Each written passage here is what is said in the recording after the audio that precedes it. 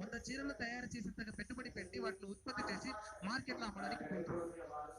100 చీరలు తయారు చేసే పెట్టుబడిదారుడు ఒక చీరను 200లకు అమ్ముకుంటాడు. నష్టం ఏం రాదు, ఎందుకంటే పెద్ద రేట్లేం పడవు, లేబర్ కాస్ట్ ఏం పడదు ఆయనకు. యంత్రాలుగా తయారు చేసింది లేబర్ కాస్ట్ లేదు, ఆడ ఎక్కువ రోజులు నువ్వు వర్క్ చేసింది లేదు. కానీ అదే చేనేత మగ్గంతో నువ్వు 10 రోజులు పనిచేసి ఒక చీరను అల్లితే 10 రోజులు కూలి వేయాలి ఆ చీర మీద, 10 రోజులు కూలి వేయాలి, దాని కాస్ట్ వేయాలి, అంతా కలిపితే 500 ఒక చీర అవుతుంది. అంటే చేనేత మగ్గంతో తయారైన చీర కాస్ట్ 500 అయితే పవర్లూమ్ మగ్గంతో తయారైన చీర కాస్ట్ 200. ఇప్పుడు జనాలు చెప్పండి, చేనేత మగ్గంతో తయారైన చీరలు కొంటారా, ఈ పవర్లూమ్ మగ్గంతో తయారైన చీరలు కొంటారా అంటే పవర్లూమ్ మగ్గంతో తయారైన చీరల్ని కొంటారు. ఎందుకంటే మన్నిక ఉంటది, మంచి రంగురంగులతో కలర్ఫుల్ గా కంటికి ఇంపుగా కనపడుతుంది. కాబట్టి ఎప్పుడైతే పారిశ్రామిక విప్లవం అదే పెట్టుబడిదారి వ్యవస్థ పుట్టుకొచ్చిందో యంత్రాలతో తయారైన వస్తువులకే క్రేజ్ పెరిగింది. యంత్రాలతో తయారైన వస్తువులు చాలా అందంగా కనపడతాయి, మంచి క్వాలిటీ కలిగి ఉంటాయి, పైగా ధర తక్కువ ఉంటాయి. దీంతో దీన్ని గుర్తించిన భూస్వాములు వెంటనే యూటర్న్ తీసుకున్నారు. భూస్వాములే తర్వాతి నా కాలంలో పెట్టుబడిదారులుగా మారారు. భూస్వాములే తర్వాతి కాలంలో పెట్టుబడిదారులుగా మారారు. భూస్వాములకు ఏం మిగులుతుందండి? ఓ 10 లక్షలు పెట్టి పెట్టుబడి పెట్టినాడు వ్యవసాయ రంగంలో భూమికైనా, ఆయనకు 10 లక్షలు పెట్టుబడి చేస్తే తిరిగి ఆ 10 లక్షలు వస్తాయన్న నమ్మకం కూడా లేదు. ఒకవేళ వచ్చిన మహా ఎక్కువ ఒక 5 లక్షలు ఎక్కువ లాభం రావచ్చు.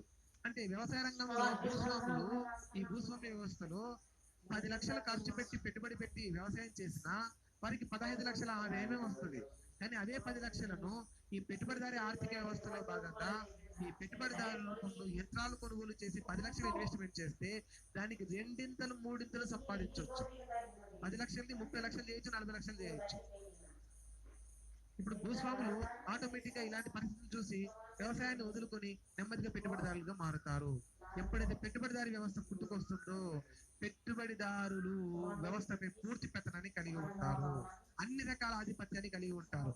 మధ్యయుగ కాలంలో రాజకీయ ఆధిపత్యం కలిగింది భూస్వాములైతే, మధ్యయుగ కాలంలో రాజకీయ ఆధిపత్యం కలిగింది భూస్వాములైతే, ఈ ఆధునిక కాలములో నేటి కరెంట్ సిచ్యువేషన్ లో రాజకీయ ఆధిపత్యం కలిగినది పెట్టుబడిదారులే. ఈ పెట్టుబడిదారులే మన వ్యవస్థను మొత్తం డీల్ చేస్తుంటారు. మరి సార్ పెట్టుబడిదారి వ్యవస్థ అనేటువంటిది నాశనం అయిపోయి తర్వాత నెక్స్ట్ ఆధునిక కమ్యూనిజం వస్తుందని కార్ల్ మార్క్స్ చెప్పిండా? అవును చెప్పిండు.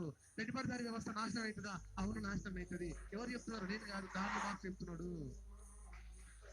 పెట్టుబడిదారులు అనుసరించే తప్పుడు పద్ధతుల వల్ల తమకు తాము నాశనమైతే, పెట్టుబడిదారులు అనుసరించే తప్పుడు పద్ధతుల వల్ల తమకు తాము నాశనమైతే పెట్టుబడిదారి వ్యవస్థ స్థానంలో ఆధునిక కమ్యూనిజం పుట్టుకొస్తుంది.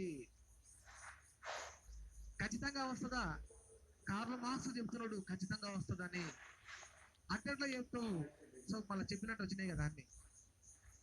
ఆదిమ కమ్యూనిజం నుంచి బానిస వ్యవస్థ పుట్టుకొచ్చింది, బానిస వ్యవస్థ నుంచి భూస్వామ్య వ్యవస్థ పుట్టుకొచ్చింది, భూస్వామ్య వ్యవస్థ నుంచి పెట్టుబడిదారి ఆర్థిక వ్యవస్థ పుట్టుకొచ్చింది. సామాజిక క్రమంలో ఒక స్థాయి తర్వాత ఒక స్థాయి పుట్టుకొస్తుంది. ఆటోమేటిక్ గా పెట్టుబడిదారి వ్యవస్థ కూడా కొద్ది రోజులలో నాశనం అయిపోయి దాని స్థానంలో ఆధునిక కమ్యూనిజం వస్తుంది. పెట్టుబడిదారి ఆర్థిక వ్యవస్థ నాశనం అయ్యి ఆధునిక కమ్యూనిజం వస్తుంది. ఎలా వస్తుంది అని అడిగితే కార్ల్ మార్క్స్ మిగులు విలువ సిద్ధాంతం ద్వారా, the theory of surplus value, మిగులు విలువ సిద్ధాంతం ద్వారా కార్ల్ మార్క్స్ చాలా క్లియర్ గా చెప్పాడు పెట్టుబడిదారి వ్యవస్థ ఎట్లా నాశనం అవుతుంది, ఆధునిక కమ్యూనిజం ఎలా వస్తుంది అనే దాని మీద కార్ల్ మార్క్స్ మిగులు విలువ సిద్ధాంతంలో చెప్పాడు. సో మనం నెక్స్ట్ అది హెడింగ్ తీసుకుంటాం. కార్ల్ మార్క్స్ యొక్క మిగులు విలువ సిద్ధాంతం అనే హెడింగ్ తీసుకొని అందులో కార్ల్ మార్క్స్ 3 రకాల పదాలను 3 రకాల నిష్పత్తులను ఉపయోగించుకొని కార్ల్ మార్క్స్ తన మిగులు విలువ సిద్ధాంతాన్ని అభివృద్ధి చేసిండు. దాని గురించి చెప్పుకోవడం కన్నా ముందు అసలు పెట్టుబడిదారి వ్యవస్థ తర్వాత పరిణామం ఎలా ఉంటుంది, ఈ పెట్టుబడిదారి వ్యవస్థలో చోటు చేసుకున్న లక్షణాల గురించి 2 నిమిషాలు మాట్లాడుకొని కార్ల్ మార్క్స్ చెప్పినటువంటి ఆ మిగులు విలువ సిద్ధాంతం గురించి మాట్లాడుకుంటాం. ఆ మిగులు విలువ సిద్ధాంతమే మనకు చెబుతుంది పెట్టుబడిదారి వ్యవస్థ నాశనం అయిపోయి ఆధునిక కమ్యూనిజం పుట్టుకొస్తుందని మిగులు విలువ సిద్ధాంతం చెబుతుంది. అది ఎలా అన్నది మనకు ఈ పెట్టుబడిదారి ఆర్థిక వ్యవస్థ గురించి ఒక 2 నిమిషాలు మాట్లాడుకుంటాం. పెట్టుబడిదారి ఆర్థిక వ్యవస్థ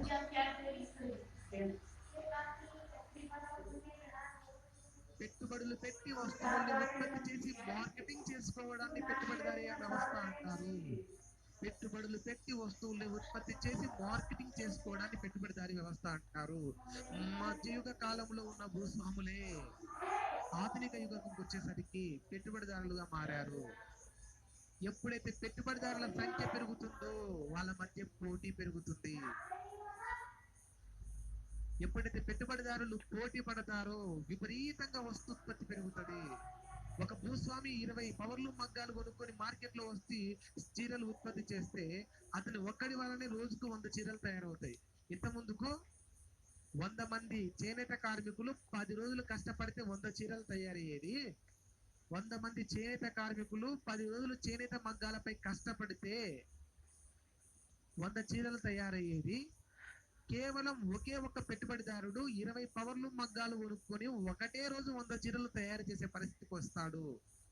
మళ్ళీ ఒక్క పెట్టుబడిదారుడు ఇంత ఉత్పత్తిని పెంచగలిగితే మళ్ళీ భూస్వాములు చాలా మంది ఉన్నారు, వాళ్ళందరూ పెట్టుబడిదారులుగా మారితే అలాంటి వారిలో ఒక 20 మంది ఈ చీరల తయారీలోకే వస్తే ఎంత విపరీతమైన ఉత్పత్తి జరుగుతుందో చూడండి. అలా తక్కువ సమయంలో విపరీతమైనటువంటి వస్తువులను ఉత్పత్తి చేస్తారు. పారిశ్రామిక రంగంలో తక్కువ సమయంలో ఎక్కువ ఉత్పత్తి చేస్తారు.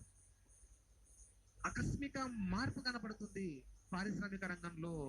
ఆ ఆకస్మిక మార్పునే పారిశ్రామిక విప్లవం అని పిలుస్తారు.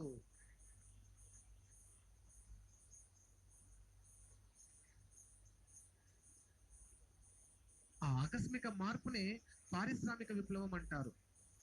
పెట్టుబడులు పెట్టి వస్తువులను ఉత్పత్తి చేసి మార్కెటింగ్ చేయడాన్ని పెట్టుబడిదారీ వ్యవస్థ అయితే, ఆ పెట్టుబడిదారీ వ్యవస్థలో విపరీతంగా పెట్టుబడిదారులు పెరిగిపోతే వస్తుత్పత్తిలో విపరీతమైన మార్పు వస్తుంది, గణనీయమైన మార్పు వస్తుంది. ఎక్కువ వస్తువులు తయారవుతాయి తక్కువ సమయంలో.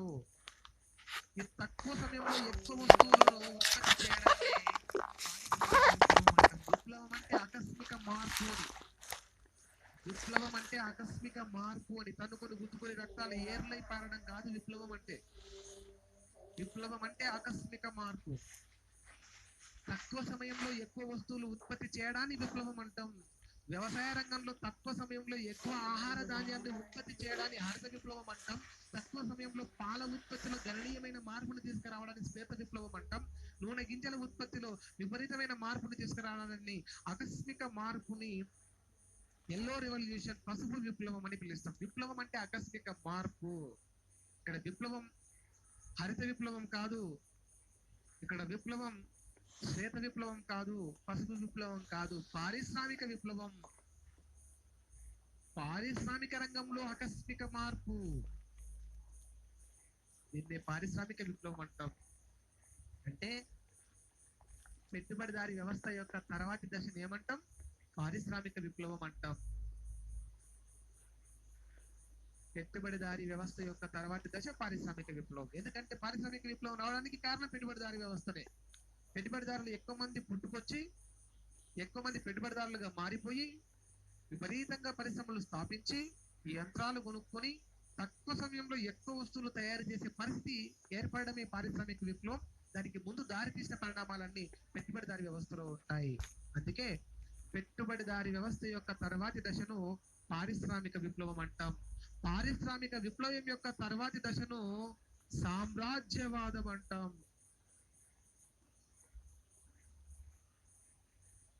పారిశ్రామిక విప్లవం యొక్క తర్వాతి దశను సామ్రాజ్యవాదం అంటాం. సామ్రాజ్యవాదం అంటే ఒక దేశం మరొక దేశాన్ని ఆర్థికంగా భౌగోళికంగా, సామ్రాజ్యవాదం అంటే ఒక దేశం మరొక దేశాన్ని ఆర్థికంగా భౌగోళికంగా రాజకీయంగా సామాజికంగా దోచుకోవడాన్ని సామ్రాజ్యవాదం అంటాం. ఒక దేశం మరొక దేశాన్ని ఆర్థికంగా భౌగోళికంగా రాజకీయంగా సామాజికంగా దోచుకోవడాన్ని సామ్రాజ్యవాదం అంటాం. ఈ సామ్రాజ్యవాదం ఎందుకు పుట్టుకొచ్చింది అంటే పారిశ్రామిక విప్లవం వల్ల పుట్టుకొచ్చింది. విపరీతమైన వస్తుత్పత్తి పెరగడంతో యూరప్ ఖండంలో ఐరోపా దేశాలు అన్ని పెట్టుబడిదారు దేశాలుగా మారిపోయినాయి. ప్రతి దేశంలో కూడా విపరీతమైన వస్తుత్పత్తి తయారవుతుంది. 100 చీరలు కాదు, రోజుకు 1,00,000 చీరలు తయారయ్యే పరిస్థితి వచ్చింది. రోజుకు 1,00,000 చీరలు తయారైతే ఎక్కడ అమ్ముకోవాలి? పోటీ తత్వం పెరిగింది, పెట్టుబడిదారుల మధ్య పోటీ పెరిగింది. వాళ్ళకు చీరలు అమ్ముకోవడానికి మార్కెట్లు లేవు, వస్తువులను అమ్ముకోవడానికి మార్కెట్లు లేవు. దీంతో వాళ్ళు నూతన దేశాల అన్వేషణకై బయలుదేరిండ్రు. ప్రపంచ దేశాల అన్వేషణ స్టార్ట్ అయింది. కొత్త దేశాన్ని కనుగొనడం, అక్కడికి వెళ్ళి వీళ్ళు తయారు చేసిన వస్తువులు అమ్ముకోవడం. కొత్త దేశాన్ని కనుక్కోవడం, అక్కడికి వెళ్ళి వీళ్ళు తయారు చేసిన వస్తువులు అమ్ముకోవడం. ఇలా వాళ్ళ పిచ్చి ముదిరి ముదిరి ముదిరి ముదిరి లాస్ట్కి అది సామ్రాజ్యవాదానికి దారితీసింది. బ్రిటిష్ వాళ్ళు భారతదేశానికి వచ్చిండ్రు. వాస్కోడి గామా 1498లో కరెక్ట్ గా ఆయన ప్రయాణం చేస్తూ చేస్తూ ఆఫ్రికా ఖండంలోని గుడ్ హోప్ తీరాన్ని చేరుకున్నాడు. ఆయన ఆఫ్రికా ఖండం అనుకునేదంతా గుడ్ హోప్ తీరాన్ని చేరుకున్నాడు. ఇక్కడ భారతదేశం ఉంది. గుడ్ హోప్ తీరానికి వచ్చి ఎలాగైనా సరే ఇటువైపు ఉన్నటువంటి రాజ్యాలు ఏవైనా సరే అన్వేషించాలి, ఇక్కడున్న రాజ్యాలను అన్వేషించాలి అని బయలుదేరి ఒక అతను ఇలా బయలుదేరుతూ బయలుదేరుతూ బయలుదేరుతూ వెస్టిండీస్ చేరుకున్నాడు. ఇదే ఇండియా అని చెప్పిండు. కాదయ్యా, ఇండియా అక్కడ లేదు, ఇక్కడ ఉందని ఒక ఆయన ఇక్కడ బయలుదేరిండు. వాస్కోడి గామా బయలుదేరి ఈ గుడ్ హోప్ తీరాన్ని, ఆఫ్రికా ఖండంలో ఉన్న గుడ్ హోప్ తీరాన్ని చేరుకొని అక్కడ నుంచి అరబ్బుల సహాయంతో ఇక్కడ భారతదేశం ఉనికిని తెలుసుకుని అరబ్బుల సహాయంతో వాళ్ళు చక్కగా భారతదేశానికి వచ్చిండు వాస్కోడి గామా. భారతదేశంలో కేరళలోని కాలికట్, నేడు కోజికోడ్, ప్రస్తుతం పిలుస్తున్న కోజికోడ్ సిటీని ఒకప్పుడు కాలికట్ అని పిలిచేవాళ్ళు.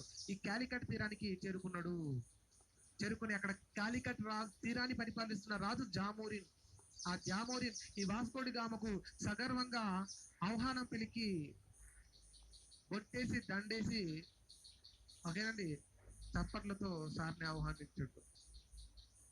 ఆహ్వానించడమే కాకుండా కేరళ రాజ్యాన్ని మొత్తం తిప్పి చూపించుండు. ఇగో ఈ పక్కనే తెక్కడని ఒక జిల్లా ఉంటది, ఇక్కడ విపరీతమైన సుగంధ ద్రవ్యాలు వండుతాయి. అసలు ఇంత మామూలుగా కాదు, ఆయుర్వేద రంగంలో ఇది పెను సంచలన మార్పులకు ఈ మొక్కలు అని చెప్తే అక్కడ ఉన్న స్పైసెస్ ను చూశాడు, చీపుగా దొరకడాన్ని చూశాడు వాస్కోడి గామా. అవే స్పైసెస్, అవే సుగంధ ద్రవ్యాలు ఆ యూరప్ ఖండంలో విపరీతమైన డిమాండ్లు కలిగి ఉన్నాయి. భారతదేశంలో అల్లటప్పగబడి ఉన్నాయి. దీన్ని తెలివిగా క్యాచ్ చేసుకున్న ఈ జామోరిన్ మనతో వ్యాపార సంబంధాలు పెట్టుకున్నాడు.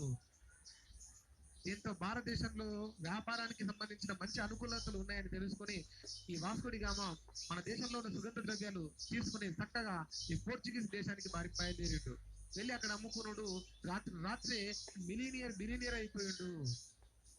వాస్కోడి గామా చుట్టుపక్కల ఉన్న వాళ్ళందరూ అడిగిండ్రు, ఏమయ్యా నువ్వు నిన్నమొన్నదాకా గరీబ్గా ఉంటుంటివి, ఇప్పుడేమో ఇంత స్థాయికి ఎదిగిపోయావు, ఏంటి సంగతి అంటే, నువ్వు కూడా ఒకసారి భారతదేశానికి పోయి రాపో, నువ్వు కూడా అట్లనే అవుతావు అని చెప్పిండు. దీంతో యూరప్ దేశాలన్నీ పోటీ పడ్డాయి, భారతదేశానికి వచ్చి వాళ్ళు ఏం చెప్పిందంటే, ఈ పోర్చుగీస్ నాయకుడు అయినటువంటి వాస్కోడి గామా ఏం చెప్పిందంటే, నువ్వు భారతదేశం పెద్ద మార్కెట్, అక్కడ సుగంధ ద్రవ్యాలు చీపుగా దొరుకుతాయి, పత్తికి విలువనే లేదు, చాలా చీపుగా పండిస్తారు. ఆ పత్తిని మనం తెచ్చుకొని ఇక్కడ కాస్ట్లీగా వస్త్రాలు తయారు చేసుకొని అమ్ముకోవచ్చు. అక్కడ సుగంధ ద్రవ్యాలను మనం ఇటువైపు మళ్లించుకొని విపరీతంగా గిరాకీ పెంచుకోవచ్చు. కాబట్టి భారతదేశంపై ఆధిపత్యం తీసుకురావాలి. భారతదేశంపై ఆధిపత్యం వస్తే రెండు ప్రయోజనాలు, ఒకటి మార్కెట్ దొరుకుతుంది, పెట్టుబడిదారులు తయారు చేసిన వస్తువులను అమ్ముకోవడానికి ఒక పెద్ద మార్కెట్ దొరుకుతుంది, ప్లస్ భారతదేశంలో చీప్గా దొరికే ముడి సరుకులు మనం తెచ్చుకొని ఎక్కువ లబ్ధి పొందొచ్చు. భారతదేశంతో వ్యాపారం పెట్టుకుంటే ఎవరైనా వాళ్ళ తలరాతను మార్చుకోవాల్సిందే. పదండి భారత్ కంటూ ఈ యూరప్ దేశాలన్నీ భారత్ మీద పడ్డాయి. లాస్ట్కి ఏమైంది అంటే, మన దేశ ఆధిపత్యం కోసం వాళ్ళు కొట్టుకొని వచ్చారు. మన దేశ ఆధిపత్యం కోసం బ్రిటిష్ వాళ్ళు, ఫ్రెంచి వాళ్ళు, ఫస్ట్ బ్రిటిష్ వాళ్ళు, డచ్చి వాళ్ళు, తర్వాత బ్రిటిష్ వాళ్ళు, ఫ్రెంచి వాళ్ళు, లాస్ట్కు పోర్చుగీస్ వాళ్ళతో బ్రిటిష్ వాళ్ళకి చాలా తక్కువ వేరే ఉంది రేపు. లాస్ట్కు పోర్చుగీస్ ఫస్ట్ మన దేశానికి వచ్చింది పోర్చుగీస్ వాళ్ళే, లాస్ట్కి పోయింది కూడా వాళ్ళే. ఈ మధ్యలో కొట్టుకొని వచ్చింది డచ్చి వాళ్ళు అంటే డెనిష్ వాళ్ళు, తర్వాత బ్రిటిష్ వాళ్ళు మరియు ఫ్రెంచి వాళ్ళు. వీళ్ళు ముగ్గురు భారత్ లో ఉన్నటువంటి మార్కెట్ ని క్యాచ్ చేయడం కోసం, భారత మార్కెట్ ని క్యాప్చర్ చేయడం కోసం, ఆధిపత్యం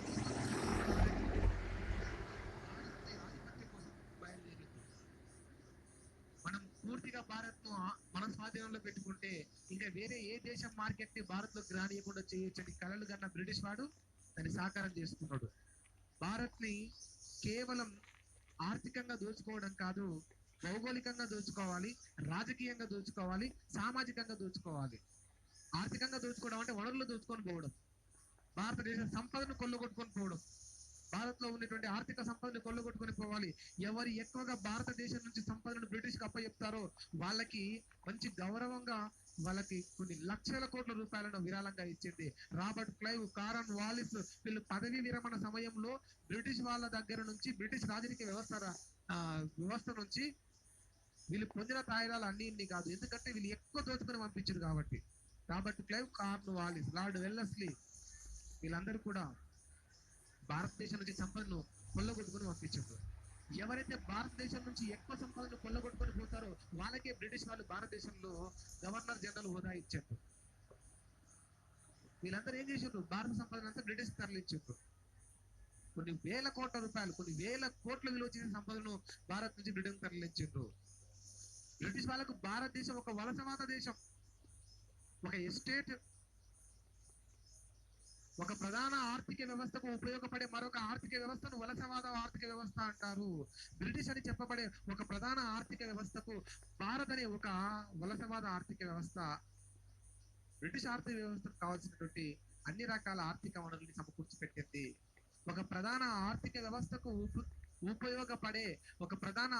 వ్యవస్థకు ఉపయోగపడే మరొక ఆర్థిక వ్యవస్థను వలసవాద ఆర్థిక వ్యవస్థ అంటారు. బ్రిటిష్ కు భారత్ వలసవాద ఆర్థిక వ్యవస్థ. మన ఆర్థిక వ్యవస్థ బ్రిటిష్ ఆర్థిక వ్యవస్థ బలోపేతానికి కారణమైంది. బ్రిటిష్ వాళ్ళకు భారత్ ఒక ఎస్టేట్. ఎస్టేట్ అంటే ఏంటిది? ఒక్క రూపాయి కూడా పెట్టుబడి పెట్టకుండా ఫలితాన్నిచ్చే విశాలమైన భూభాగాన్ని ఎస్టేట్ అంటాం. బ్రిటిష్ వాళ్ళు వచ్చి భారత్ లో ఒక్క రూపాయి కూడా పెట్టుబడి పెట్టలే, భారత భూభాగం మొత్తం బ్రిటిష్ కి ఫలితాన్ని ఇచ్చింది. ఒక్క రూపాయి కూడా పెట్టుబడి పెట్టకుండానే ఫలితాన్నిచ్చే విశాలమైన భూభాగాన్ని ఎస్టేట్ అంటాం.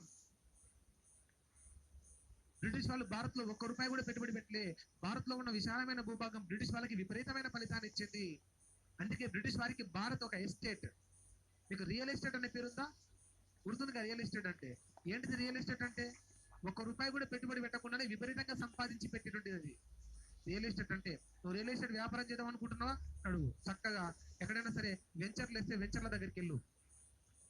వెంచర్లు అంటే విశాలమైన భూమిని ప్లాట్ల కింద డిజైన్ చేసి అమ్మకానికి రెడీగా పెడుతుంటారు, అది వెంచర్ అంటారు. ఆ వెంచర్ ఎవరైతే వేశారో వాళ్ళ దగ్గరికి వెళ్ళి, సార్ ఇందులో ఉండే ప్లాట్లు నేను అమ్మి పెడతానని వాళ్ళ దగ్గర అగ్రిమెంట్ తీసుకో. ప్లాట్ కు ఒక 5% కమిషన్ తీసుకో, చాలా అంతే. నేను ఒక ప్లాట్ అమ్మితే నాకు 5% కమిషన్ ఏం చెప్పు, చాలా అంతే. ఒక ప్లాట్ ని కనీసం 10 లక్షలకు అమ్మితే, ఒక ప్లాట్ను ఒక కస్టమర్ కి ఒక తలమాసిన బకరాను పట్టుకొని ఒక ప్లాట్ అమ్మితే 10 లక్షలు. అది దాంట్లో 5% కమిషన్ అంటే ఎంత? 50,000. నువ్వు నెలకు 2 ప్లాట్లు అమ్మితే చాలు, నెలకు 2 ప్లాట్లు అమ్మేస్తే చాలు.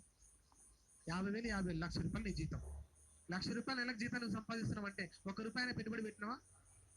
రూపాయి సింగిల్ నయా పైసా పెట్టలేవు నువ్వు అసలు. తినడానికి కారు వాళ్ళే ఇచ్చింది, పోసుకోవడానికి డీజిల్ ఖర్చులు వాళ్ళే ఇచ్చారు, తినడానికి తిండి ఖర్చులు వాళ్ళే ఇచ్చారు, మొత్తం ప్యాకెట్ పనిటి అన్ని వాళ్ళే ఇస్తారు. నువ్వు చేయాల్సింది ఏంటి? వాళ్ళు తయారు చేసి వాళ్ళ వెంచర్లో ఉన్న ల్యాండ్ ని అమ్మి పెట్టాలి, నువ్వు అంతే. చూడు, నువ్వు 1 రూపాయి పెట్టుబడి పెట్టకుండానే నెలకు 1,00,000 2 లక్షలు 3 లక్షలు సంపాదించవచ్చు. మళ్ళీ ఎస్టేట్ కాదా అది? రియల్ ఎస్టేట్ కాదా?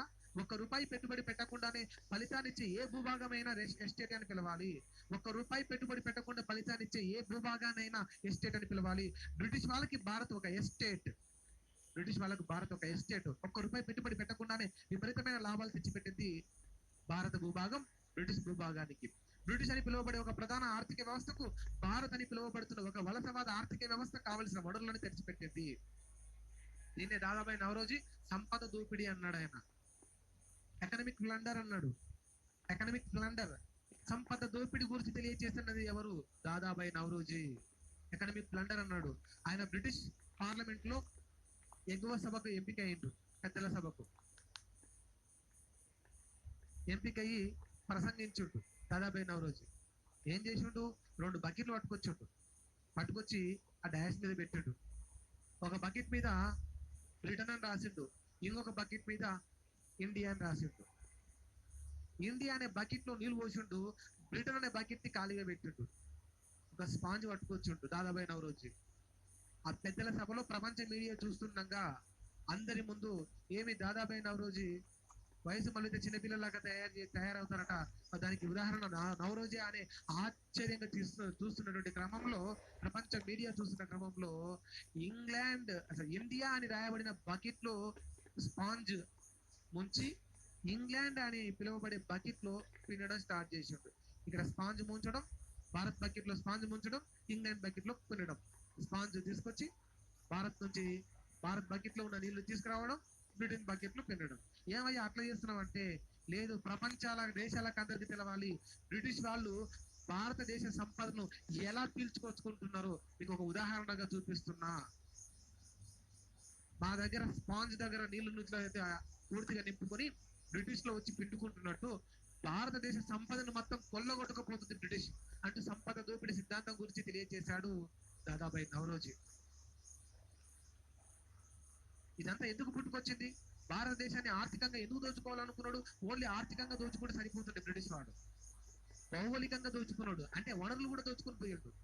భారతదేశాన్ని పూర్తిగా వాడి గుప్పిలో తెచ్చుకున్నాడు. మన ఆస్తులపై వాడి ఆధిపత్యం పెరిగింది. మళ్ళీ రాజకీయంగా దోచుకున్నాడు. లాస్ట్ దేశాన్ని పరిపాలించుడు. ఎందుకు పరిపాలించాల్సి వచ్చిందంటే ఇంకొక దేశం అక్కడ పోటీగా రాకుండా బ్రిటిష్ వాడు తన సైన్యాన్ని అక్కడ పెట్టి వేరే దేశం యొక్క మార్కెట్ ని భారత్ తో డెవలప్ కానియకుండా, ఎవరిని భారత్ కాకుండా నాదే ఈ దేశం అంటూ దేశాన్ని ఏకంగా రాజకీయంగా హస్తగతం చేస్తున్నాడు. లాస్ట్ కు సామాజికంగా కూడా దోచుకున్నాడు. ఇంగ్లీష్ క్రైస్తవ మిషనరీలు తీసుకొచ్చి భారతదేశంలో ఆంగ్ల విద్యని ప్రవేశపెడుతూనే ఆ సాగుతో భారతదేశంలో మత ప్రచారాలు చేసుకున్నాడు. భారత్ లో ఉన్న హిందూ మతాన్ని దెబ్బతీసే విధంగా చాలా మంది క్రైస్తవులను పెంచుకుంటూ, ఓకేనండి, అలా భారతదేశంలో క్రైస్తవ మిషనరీలను పెంచేశాడు. అది సామాజికంగా దోచుకోవడం అంటారు. భారతదేశంలో లేనిపోయిన అలవాటు చేసాడు. టీలు మనకు అలవాటే లేదు. పొద్దుగా లేస్తే ఈ పిజ్జాలు బర్గర్లు తెలియదు మనకు పరిచయం చేసిండు. లాస్ట్ కంటే మన సాంప్రదాయాల్లో మారినాయి. మంచిగా ఓకేనండి పట్టు చీరలు, కాటన్ దుస్తులు కట్టుకునే మనము ఈరోజు మంచి జీన్స్లు, టీషర్ట్లు, ఎక్స్వైజర్లు అవన్నీ వచ్చేస్తాయి. కామన్ ఏంటంటే వెస్ట్రన్ కల్చర్ అంటారు. వెస్టర్న్ కల్చర్ మీన్స్ భారతదేశానికి పశ్చిమంగా ఉండే దేశాల కల్చర్ అంటే ప్రధానంగా యూరోప్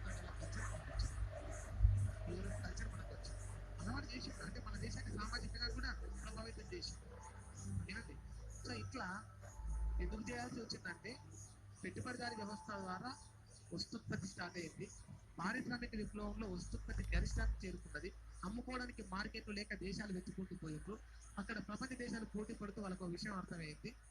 ఇలా వేరే దేశంలో వివిధ దేశాలు అనుకుని వచ్చే కన్నా ప్రపంచ దేశాన్ని మన గుప్పిట్లో తెచ్చుకుంటే బాగుంటుందని చాలా దేశాలు ప్రపంచ దేశాల ఆధిపత్యం కోసం బయలుదేరినాయి. రాజకీయ అధికారాన్ని కలిగి ఉన్నాయి. మార్కెట్లు పెంచుకున్నాయి. ఇట్లా పూర్తిగా ప్రపంచ దేశాలపైన ఆధిపత్యం వహించడానికి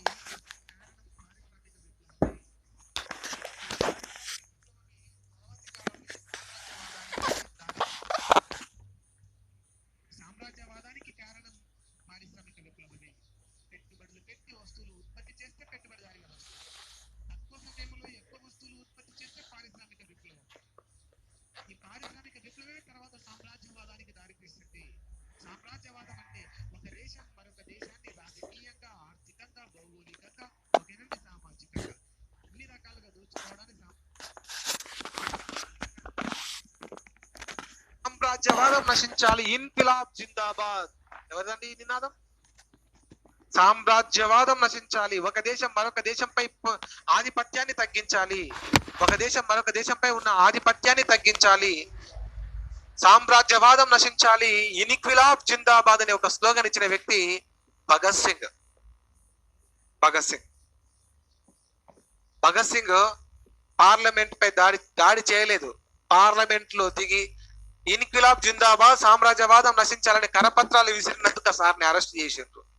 అరెస్ట్ చేసి ఉరి తీస్తున్నటువంటి క్రమంలో భగత్ సింగ్ దగ్గర బ్రిటిష్ సైనికులు మాట్లాడుతున్నారు. అయ్యా ఓ భగత్ సింగ్, నువ్వు దేనికోసం నీ ఆరాటం, దేనికోసం నీ పోరాటం? మా ఆధిపత్యాన్ని ప్రశ్నిస్తే ఏం జరుగుతుందో భారతీయులకు అందరికి తెలవాలి. ఇలాంటి గొంతులను స్టార్టింగ్ లోనే తుంచేస్తే మరొకడు ప్రశ్నించడానికే భయపడతాడు. ఆ స్థాయిలో నిన్ను ఈరోజు ఉరి తీయబోతున్నాం అంటే భగత్ సింగ్ చెప్పుకొచ్చాడు. మీది తుచ్చ బతుకులు, నీచ బతుకులు.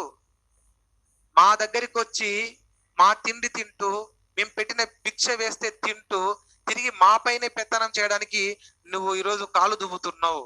నీ పతనం ఇంకెన్నో రోజులు లేదు. అతి కొద్ది రోజులలోనే నువ్వు పతనం అయిపోతావు. అది ఖచ్చితంగా జరిగే తీరుతుంది. భారతీయులు నీ ముందు మాట్లాడాలంటే తలదించుకునే పరిస్థితి ఉంది. అది పోతుంది. తలెత్తుకునే రోజు వస్తుంది. నిన్ను నామరూపాలు లేకుండా సర్వనాశనం చేస్తారు భారతీయులు. తస్మాత్ జాగ్రత్త అని భగత్ సింగ్ అంటుంటే బ్రిటిష్ వాళ్ళు చెప్పిన వర్డ్ ఏంటంటే, చూడు విర్రవీగుతున్న ఓ భగత్ సింగ్, నువ్వు తలెత్తుకొని మాట్లాడుతున్నావనే నీ గర్వం కొద్ది నిమిషంలోనే నేల కొరుగుతుంది. జీవితాంతం నీ తలను దించేస్తాం. ఈ జీవితాంతం ఉరి తీస్తే నీ తల కిందికి వేలాడాల్సిందే. ఒకవేళ ఎవరైనా భారతీయులు తల దించుకునే బతకాలి, తల ఎత్తుకునే పరిస్థితి వస్తే ఉరి తీసైనా వాళ్ళ తల దించుతాం. ఉరి తీసైనా వాళ్ళ తల దించుతాం. తల ఎత్తే మాట్లాడే హక్కులు ఎవరికి రాకుండా చేస్తాం. ప్రశ్నించే గొంతును నొక్కేస్తాం. ఇలాంటి గతే పడుతుంది ప్రశ్నించే వాళ్ళకి. బ్రిటిష్ వాళ్ళని ఎదిరించాలంటే దమ్ము ధైర్యం ఉండాలి అంటూ బ్రిటిష్ సైనికులు చెబుతుంటే అప్పుడు భగత్ సింగ్ చెప్తాడు, గర్వం తలకెత్తినప్పుడు ఇలాంటి మాటలే వస్తాయి బ్రిటిష్ సైనికులారా. ఒక భగత్ సింగ్ చనిపోతున్నాడని ఈ రోజు నువ్వు అనుకుంటున్నావు. ఈ రోజు ఒక భగత్ సింగ్ ను ఉరి తీయొచ్చు గాక, రేపు భవిష్యత్తులో నాలాంటి భగత్ సింగ్లు బయట 100 మంది పుట్టుకొస్తారు. వాళ్ళ గర్జనకే వినలేక భయపడి చస్తావు నువ్వు. నీకు దగ్గరకు వచ్చింది. నువ్వు అంటున్నావు కదా నా తలను శాశ్వతంగా దించేస్తానని. ఈ రోజు ఇప్పుడే కాదు ఎప్పటికైనా సరే నేను మీసం మెలేసి చెబుతున్నా, నా తల దేశానికి గర్వించే స్థితిలో నేను ఈ రోజు ఉన్నా. ఉరి తీసిన ఈ రోజు ఒక భగత్ సింగ్ చనిపోవచ్చు, రేపు 100లాది భగత్ సింగ్లు పుట్టుకు రావడానికి నేను ఆద్యునవుతున్నా. ఇప్పుడు నువ్వు నన్ను ఉరి తీస్తే నా తల జీవితాంతం వేలాడొచ్చు, కానీ మీరు నన్ను చూడాలంటే తల ఎత్తుకుని చూడాలి. భారతీయులు నన్ను చూడాలంటే తల ఎత్తుకుని చూడాలి. నన్ను ఉరి తీసినప్పుడు మీ తలలు నా పాదాల కాడ ఉంటాయి. నన్ను ఉరి తీసినప్పుడు మీ తలలు నా పాదాల కాడ ఉంటాయి. గుర్తుపెట్టుకోమని చెప్తూ ఇన్కిలాబ్ జిందాబాద్, సామ్రాజ్యవాదం నశించాలి అంటూ ఎంత అద్భుతమైనటువంటి సందేశాన్ని ఇచ్చాడు భగత్ సింగ్. తర్వాతి కాలంలో భారతదేశంలో అతివాద శక్తి ఒకటి పుట్టుకొచ్చింది. సుభాష్ చంద్రబోస్ లాంటి విప్లవ నాయకులకు ఈ భగత్ సింగ్ ఇచ్చినటువంటి స్ఫూర్తి ఎంతో గొప్పతనం. ఇప్పటికీ కూడా ఊర్లలో యూత్, భగత్ సింగ్ యూత్లు కనపడుతూ ఉంటాయి. ఆయన తెగువకు, ఆయన ధైర్యానికి మెచ్చుకోవాలి. ఎవరో బోడి గాంధీజీ గారిని ఎత్తున తీసుకొచ్చి పెట్టారు, భారతదేశం స్వతంత్రం తీసుకొచ్చిన ఆ ముసలైన అని. ఆయన కట్టబట్టి కొడితే అందరు దేశం నుంచి పారిపోయారట బ్రిటిష్ వాళ్ళు. చెప్తే నవ్వాలి ఎవరైనా, జోక్ ఉంటారు. ఎందుకంటే ఇదంతా ఒక మాయ.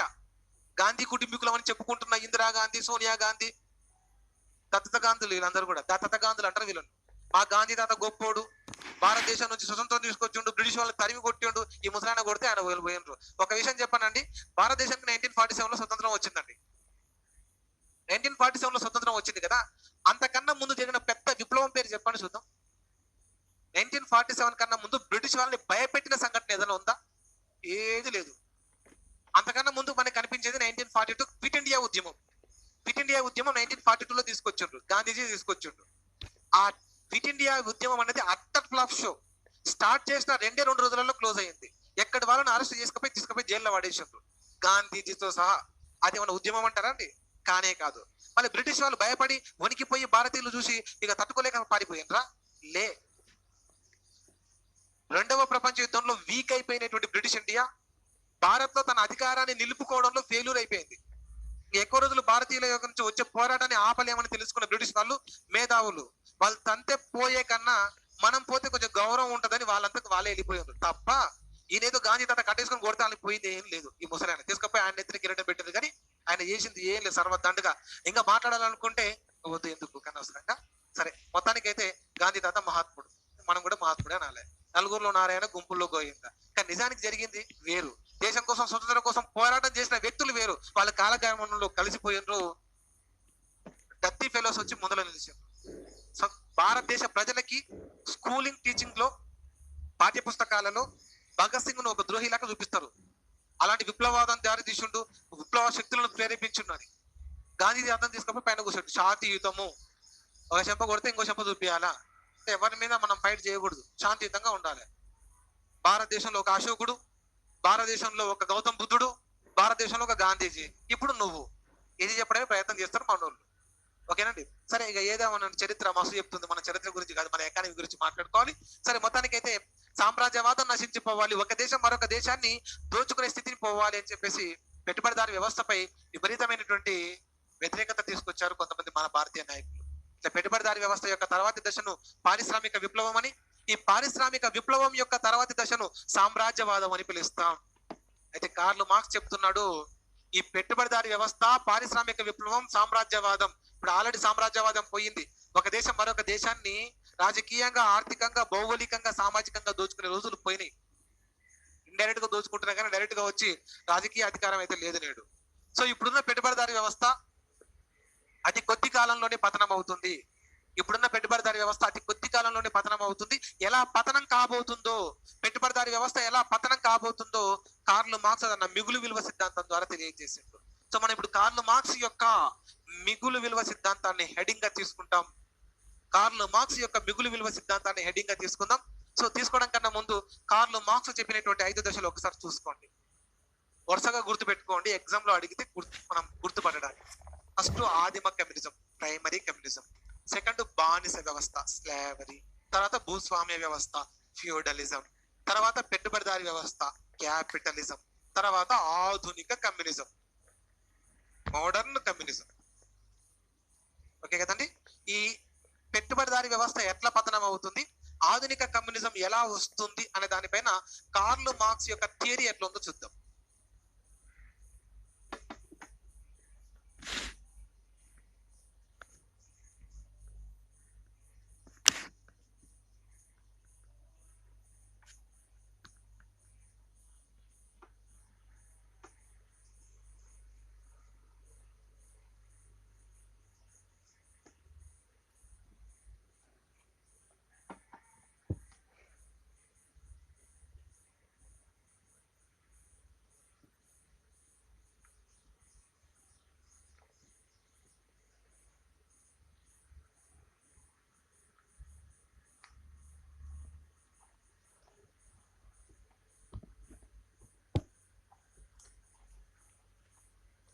కార్ల్ మార్క్స్ యొక్క మిగులు విలువ సిద్ధాంతం.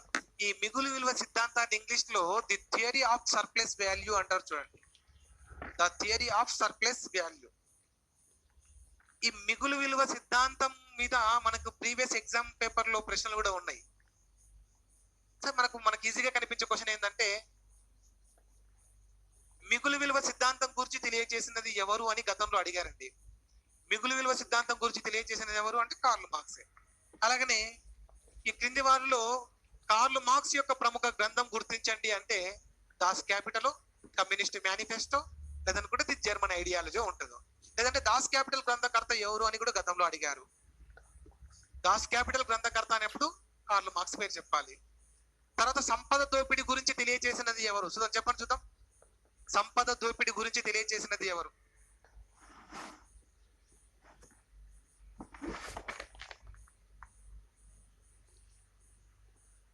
చెప్పండి. సంపద దోపిడీ గురించి తెలియజేసినది దాదాబాయి నౌరోజీ. ఇంగ్లీష్ లో ఏమంటారు? ఎకనామిక్ ఫ్లండర్ అని పిలుస్తారు. ఎకనామిక్ ఫ్లండర్. ఓకేనండి, రైట్. కార్ల్ మార్క్స్ యొక్క మిగులు విలువ సిద్ధాంతం గురించి చూద్దాం.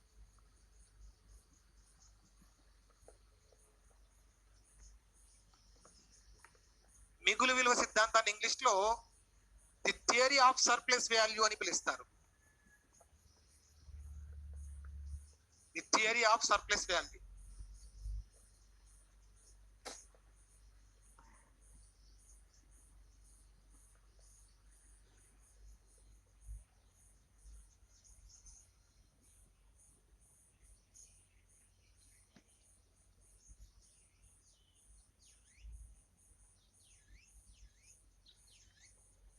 ఈ మిగులు విలువ సిద్ధాంతం గురించి తెలియజేసినది కార్ల్ మార్క్స్. ఇన్ ఇంగ్లీష్ లో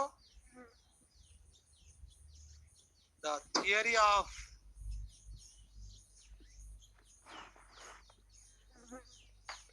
surplus value. The theory of surplus value అని పిలుస్తాం. అసలు మిగులు విలువ అంటే ఏంటి? ఈ మిగులు విలువ గురించి కార్ల్ మార్క్స్ ఎందుకు అంత హైలైట్ చేశాడు? చిన్న ఉదాహరణ మాట్లాడుకుందాం. మిగులు విలువ అంటే ఏంటిది, దానికి ఎందుకు ఆయన అంత ప్రియారిటీ ఇచ్చారు కదా. ఒక రైతును ఉదాహరణగా తీసుకుని మాట్లాడదాం. రైతును ఉదాహరణగా తీసుకుని, రైతు టమాటో పంట పండిస్తున్నాడు. ఈ టమాటో పంట మినిమం 1.5 రోజులు పండించాలి. 1 నుంచి 1.5 రోజులు, 2 నెలలు కూడా పడుతుంది. దానికి ముందు ఏం చేయాలి రైతు? ఫస్ట్ భూమిని దున్ని చదును చేయాలి. చదును చేసిన తర్వాత అందులో కలుపు మొక్కలుంటే తీసేసి విత్తనాలు వేస్తాడు. తర్వాత వాటికి నీరు పెట్టి జాగ్రత్తగా పెంచుతాడు. మధ్యలో ఏమైనా కలుపు మొక్కలుంటే తీసుకుంటూ, ఏమైనా రోగాలు వస్తే మందులు కొడుతూ, అవి వేగంగా ఎదగడానికి కావలసిన ఎరువులు చల్లుతూ సంబంధిత సస్య రక్షణ చర్యలు చేపడతాడు. ఇలా 2 నెలలు కష్టపడి పండిస్తే టమాటా పంట పండుతుంది. ఆ పండిన టమాటా పంట కోసం రెయ్యింబవళ్ళు ఆయన పడే కష్టం ఒక ఎత్తు అయితే, లాస్ట్ కు దాన్ని పంట నుంచి వేరు చేసి మన ఈయనని రైతే ఒక వెహికల్ తీసుకుని చక్కగా మార్కెట్ కి తీసుకుపోతాడు. మార్కెట్ కి తీసుకెళ్తే 1 కేజీ టమాటోను రైతు దగ్గర 5 రూపాయలకు కొంటాడు. 5 రూపీస్ పర్ కేజీ చొప్పున వ్యాపారి కొంటాడు. నేను చాలా ఎక్కువ చెప్తున్న ధర, కానీ ఇంకా తక్కువ ఉంటది. 5 రూపాయలు పర్ కేజీ చొప్పున వ్యాపారి రైతు దగ్గర కొనుక్కొని రైతుకి ఇచ్చే ధర 5 రూపాయలు. దీనిని మార్కెట్ లో 20 రూపాయలు పర్ కేజీ చొప్పున అమ్ముతాడు. చూడండి, 5 రూపాయలు కేజీ చొప్పున కొనుక్కున్న వ్యాపారి మార్కెట్ లో 20 రూపాయలు పర్ కేజీ చొప్పున అమ్ముకుంటాడు. ఇప్పుడు మార్కెట్ ధరకు రైతుకి ఇచ్చిన ధరకు మధ్య వ్యత్యాసం ఎంత ఉంది చూడండి, 15 రూపీస్ ఉంది. ఈ 15 రూపీస్ అనేవి ఎక్కడ పోతున్నాయి, ఎవరు తీసుకుంటున్నారు అన్నది మిగులు విలువ. ఈ మిగులు విలువ మార్కెట్ ధర 20 రూపాయలు అయితే రైతుకి ఇస్తుంది 5 రూపాయలే. ఈ మధ్యలో ఈ 15 రూపాయలు ఎటుపోతున్నాయి, ఈ మిగులు 15 రూపాయలు ఎటుపోతున్నాయి అని చెప్పేదే కార్ల్ మార్క్స్ యొక్క మిగులు విలువ సిద్ధాంతం. 2 నెలల పాటు కష్టించి పనిచేసిన రైతుకి ఇచ్చేది 5 రూపాయల. వ్యాపారి ఇలా మార్కెట్ నుంచి తీసుకుని వ్యాపారి దగ్గర కొనుక్కొని మార్కెట్ లో అమ్ముకుంటే ఆయనకు దక్కేది 15 రూపాయల వ్యాపారులకు. ఇది ఎక్కడి న్యాయం? ఇది శ్రమ దోపిడీ కాదా? ఇది నిజమైన శ్రమ దోపిడీ. కార్మికులారా మేల్కొనండి, ప్రపంచ కార్మికులారా మేల్కొనండి. పెట్టుబడిదారులు శ్రామికుల్ని దోచుకుంటున్నారు. ఈ దోపిడీ రాజ్యం నుంచి వ్యవస్థను బయటపడేద్దాం రండి అంటూ ప్రథమ ఇంటర్నేషనల్, ద్వితీయ ఇంటర్నేషనల్ కండక్ట్ చేసిండు. శ్రామికులందరినీ ఏకం చేసిండు. పెట్టుబడిదారుల మీద ఫైటింగ్ పంపించిండు. శ్రమ దోపిడీ తగ్గాలి, యజమాని శ్రామికుడిని దోచుకునే రోజు పోవాలి, యజమాని వర్గం శ్రామిక వర్గం ఉండకూడదు, సామ్యవాద వ్యవస్థ కావాలి, ప్రపంచ కార్మికులారా రండి కథం దొక్కండి అంటూ కార్ల్ మార్క్స్ ఈ మిగులు విలువ పైన ప్రశ్నించడం జరిగింది. మళ్ళీ పెట్టుబడిదారి వ్యవస్థ ఎందుకు నాశనం అయిపోతుంది అన్నాడు. ఆధునిక కమ్యూనిజం ఎలా వస్తుందని చెప్పడానికి కార్ల్ మార్క్స్ 3 పదాలు, 3 నిష్పత్తులు ఉపయోగించాడు. 3 పదాలను, ఆ 3 పదాల చేత 3 నిష్పత్తులను క్రియేట్ చేసి వాటి సహాయంతో పెట్టుబడిదారి వ్యవస్థ ఎందుకు నాశనం అవుతుందో చెప్పడం జరిగింది. కార్ల్ మార్క్స్ ఉపయోగించిన 3 పదాలను ఇటువైపు బోర్డు మీద రాస్తున్నా చూడండి. మొదటిది ఎస్. ఎస్ అంటే సర్ప్లస్ వాల్యూ అని. దీన్ని తెలుగులో మిగులు విలువ అని పిలుస్తారు. సర్ప్లస్ వాల్యూని తెలుగులో మిగులు విలువ అని పిలవాలి.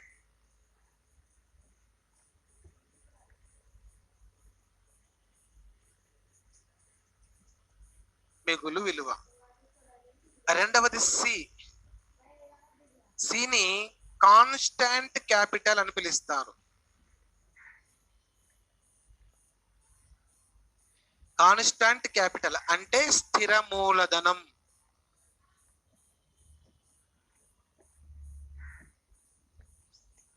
కార్ల్ మార్క్స్ దృష్టిలో స్థిర మూలధనం అంటే యంత్రాలు. ఇప్పుడు నేను ఎప్పుడైనా స్థిర మూలధనం అంటున్నానంటే యంత్రాలు అని గుర్తుపెట్టుకోండి. స్థిర మూలధనం అంటే యంత్రాలు, అంటే ఉత్పత్తి ప్రక్రియలో ఒక్కసారి పెట్టుబడి చేస్తే, ఒక్కసారి మూలధనం వెచ్చిస్తే ఇక మళ్ళీ మళ్ళీ మూలధనం వెచ్చించడానికి అవకాశము లేనటువంటి మూలధనాన్ని స్థిర మూలధనం అంటాం. దీన్ని కాన్స్టాంట్ క్యాపిటల్ అని పిలుస్తాం. స్థిర మూలధనం. యంత్రాలు ఒకసారి కొంటే చాలు కదా, మళ్ళీ కొనాల్సిన అవసరం లేదు కదా. అందుకే యంత్రాల మీద చేసే ఖర్చును స్థిర మూలధనం అని పిలుస్తాం. Next V. వి అంటే variable capital. Variable capital. Variable capital ని చర మూలధనం అని పిలుస్తారండి. చర మూలధనం అంటే ఉత్పత్తి ప్రక్రియలో శ్రామికుల మీద చేసే ఖర్చు. ముడి సరుకులు కూడా ఉన్నాయి అనుకోండి చర మూలధనంలో, కానీ కార్ల్ మార్క్స్ దృష్టిలో చర మూలధనం అంటే శ్రామికులు. శ్రామికులు ముడి సరుకుల మీద చేసే ఖర్చును చర మూలధనం అంటారు. యంత్రాలు భవనాల మీద చేసే ఖర్చును స్థిర మూలధనం అంటారు.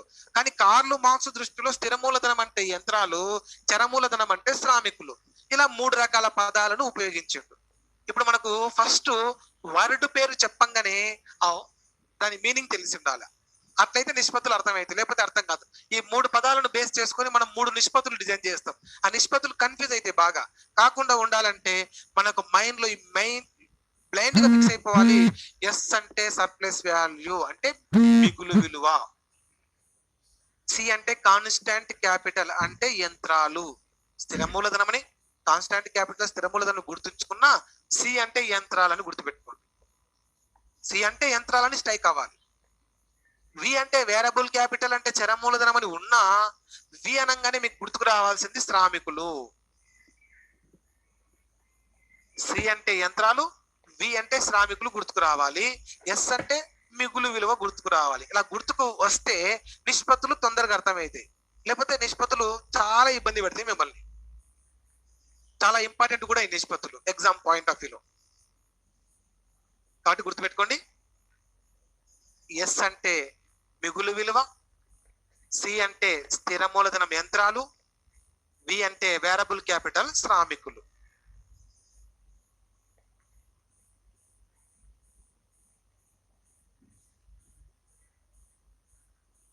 ఇప్పుడు కార్ల్ మార్క్స్ తెలియజేసిన నిష్పత్తుల గురించి రాస్తున్నా చూడండి. కార్ల్ మార్క్స్ తెలియజేసిన నిష్పత్తుల్లో మొదటిది S by C plus V. S by C plus V ఇది ఒక నిష్పత్తి. ఈ నిష్పత్తిని లాభాల రేటు అనిగా పిలుస్తారు. లాభాల రేటు. ఇది లాభాల రేటు గురించి తెలియజేసే నిష్పత్తి. చెప్తాను దాని గురించి క్లియర్ గా. అన్ని చూద్దాం. 3 నిష్పత్తులు చూద్దాం. రెండవ నిష్పత్తి C by V. C by V. దీనిని స్థిర చర మూలధనముల నిష్పత్తి అని పిలుస్తాం. స్థిర చర మూలధనముల నిష్పత్తి.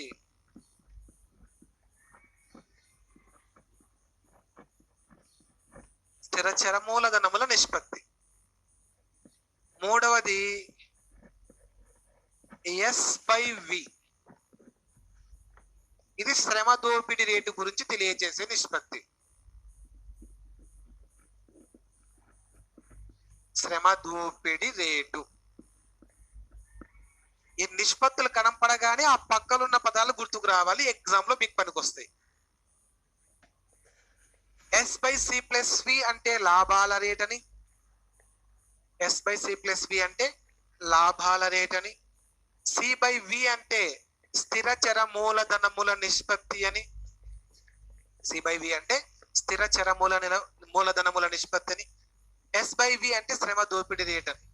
ఏంటి సార్ ఈ నిష్పత్తులు అంటే, యజమానికి లాభాలు రావాలి అంటే ఈ 3 రకాల నిష్పత్తులలో ఏ నిష్పత్తిని పెంచినా యజమానికి లాభాలు వస్తాయి. ఈ 3 రకాల నిష్పత్తులలో ఏ నిష్పత్తిని పెంచినా యజమానికి లాభాలు వస్తాయి. ఫస్ట్ నిష్పత్తిని పెంచినాం అనుకో, నిష్పత్తులు పెరగాలంటే దానికున్న ఫార్ములా ఏంటి? పైనున్న ఆర్థిక అంశం పెరగాలి, కిందున్న ఆర్థిక అంశం తగ్గాలి. అంతే కదా నిష్పత్తి పెరగాలంటే. ఏదైనా సరే ఏ నిష్పత్తి పెరగాలన్నా పైన ఇవ్వబడిన సూచి ఏదైతే ఉంటుందో అది పెరుగుతూ ఉండాలి, కింద ఇవ్వబడిన సూచి ఏదైతే ఉందో అది తగ్గుతూ ఉండాలి, అప్పుడు నిష్పత్తి పెరుగుతుంది. అంతే కదండి. ఇప్పుడు చూడండి 10/5 ఉంది అనుకోండి, ఇప్పుడు నిష్పత్తి ఎంత వస్తుంది చూడండి, 2:1 వస్తుంది. 2:1 వస్తుంది. నిష్పత్తి పెరగాలంటే ఏం చేయాలి? పైనున్న ఆర్థిక అంశం పెరగాలి, కిందున్న ఆర్థిక అంశం తగ్గాలి. పైనున్న ఆర్థిక అంశాన్ని 15 చేద్దాం, కిందున్న ఆర్థిక అంశాన్ని తగ్గిద్దాం, 3 చేద్దాం. నిష్పత్తి పెరుగుతుందా లేదో చూడండి. పైనున్న ఆర్థిక అంశం 10 to 15 చేసినాం, కిందున్న ఆర్థిక అంశం 5 to 3 చేసినాం. చేస్తే ఏమైంది? 3 1 3 3 5 15. నిష్పత్తి ఏమైంది? 5:1 అయింది. అంటే 2:1 నుంచి 5:1 అయింది. ఇలా నిష్పత్తులు పెరగాలంటే ఏం కావాలి? పైనున్న ఆర్థిక అంశం పెరగాలి, కిందున్న ఆర్థిక అంశం తగ్గాలి, అప్పుడు నిష్పత్తి పెరుగుతుంది. ఇప్పుడు కార్ల్ మార్క్స్ చెప్తున్న అంశం ఏంటంటే అక్కడ చెప్పినటువంటి 3 రకాల నిష్పత్తులలో ఏ నిష్పత్తి పెంచినా కూడా యజమానికి లాభాలు వస్తాయి. ఏ నిష్పత్తి పెంచినా యజమానికి లాభాలు వస్తాయి. ఇందులో ఎస్ని పెంచి అంటే లాభాల రేటుని పెంచుకొని కాన్స్టాంట్ క్యాపిటల్, వేరబుల్ క్యాపిటల్ అంటే యంత్రాల మీద, శ్రామికుల మీద అయ్యే ఖర్చును తగ్గించుకుంటే అప్పుడు యజమానికి లాభాలు వస్తాయి. నిజానికి యజమానికి లాభాలు ఇలా రావాలి. యజమానికి వచ్చే లాభాలు పద్ధతి ప్రకారంగా రావాలంటే ఎస్ అంటే మిగులు విలువ కదా, ఎస్ అంటే మిగులు విలువ ఎక్కువ ఉండాలి. మిగులు విలువ అంటే ఏంటిదంటే పెట్టుబడికి ఆయనకు వచ్చినటువంటి రిటర్న్ కి మధ్య గల వ్యత్యాసం. పెట్టుబడికి ఆయనకు వచ్చిన రిటర్న్ కి మధ్య గల వ్యత్యాసం. నువ్వు 50,000 రూపాయలు ఖర్చు పెట్టినవు, 50,000 రూపాయలు పెట్టి ఒక టిఫిన్ సెంటర్ పెట్టినవు. ఈ 50,000 రూపాయల టిఫిన్ సెంటర్ అయిన ఖర్చు, కానీ ఆ నెలలో నీకు వచ్చినటువంటి లాభం 70,000 రూపాయలు, మొత్తం కలిపి 70,000 రూపాయలు. ఆ 70,000 రూపాయలలో 50,000 తీసేసినావు అనుకో, నీకు మిగిలిందంతా ఈ 20,000. 20,000 అనేది నీ మిగులు విలువ. ఓకేనండి, 20,000 అనేది నీకు మిగులు విలువ. మొత్తం 70,000 వచ్చినా 50,000 నీ ఇన్వెస్ట్మెంట్ పోతే మిగిలిన 20,000 నీ మిగులు విలువ. ఈ 20,000 ఇంకా పెరగాలనుకోండి, అప్పుడు ఏం చేయాలంటే ఈ 50,000 ఖర్చు పెట్టుబడి ఉంది కదండి, దాని కాస్ట్ ఆఫ్ ప్రొడక్షన్ ఇంకా తగ్గించాలి. నెక్స్ట్ మంత్ ఏం చేయాలి? ఆ 40,000 ఎటు చూసుకోవాలి. యంత్రాల మీద ఖర్చును, శ్రామికుల మీద ఖర్చును తగ్గించుకోవాలి. హోటల్లో నువ్వు వాడే ఎక్విప్మెంట్స్ ఏవైతే ఉంటాయో, మిషన్స్, ఆ సిలిండర్ కానీ, లేకపోతే స్టవ్ కానీ, ఇంకా గ్రైండర్ కానీ, ఇట్లాంటి వాటి మీద అయ్యే ఖర్చును తగ్గించుకొని, ఓకేనండి, శ్రామికులు హోటల్లో పనిచేసే వ్యక్తులకు ఇచ్చేటువంటి జీతాలు కూడా తగ్గించుకున్నాం అనుకోండి, లేబర్ని తీసేసి జీతాలు తగ్గించుకున్నాం అనుకోండి, అప్పుడు 40,000 అయింది అనుకోండి, నీకు వచ్చే లాభం నీకు 70,000 వస్తుంది. నీకు వచ్చే 70,000 మొత్తం కలిపితే నీకు వచ్చేది 70,000. కానీ ఇన్వెస్ట్మెంట్ ఎంత ఇక్కడ 40,000. ఎందుకంటే సీని తగ్గించడం, వీని తగ్గించడం, అంటే యంత్రాలు తగ్గించడం, శ్రామికులు తగ్గించడం. అప్పుడు ఏమైంది? నీకు నిష్పత్తి పెరిగింది. అంతే కదండి. ఎంత అయింది? 50,000 అయింది. అప్పుడు మిగులు విలువ ఎంత? ఇంతకుముందు 40,000 ఉంటుండే, ఇప్పుడు ఏమైంది? 50,000 అయింది. ఇంతకుముందుకు 50,000 రూపాయల పెట్టుబడి ఉంది, 70,000 మొత్తం ప్రాఫిట్ వచ్చింది. 70,000లో 40,000 తీసేస్తే మిగిలింది ఎంత?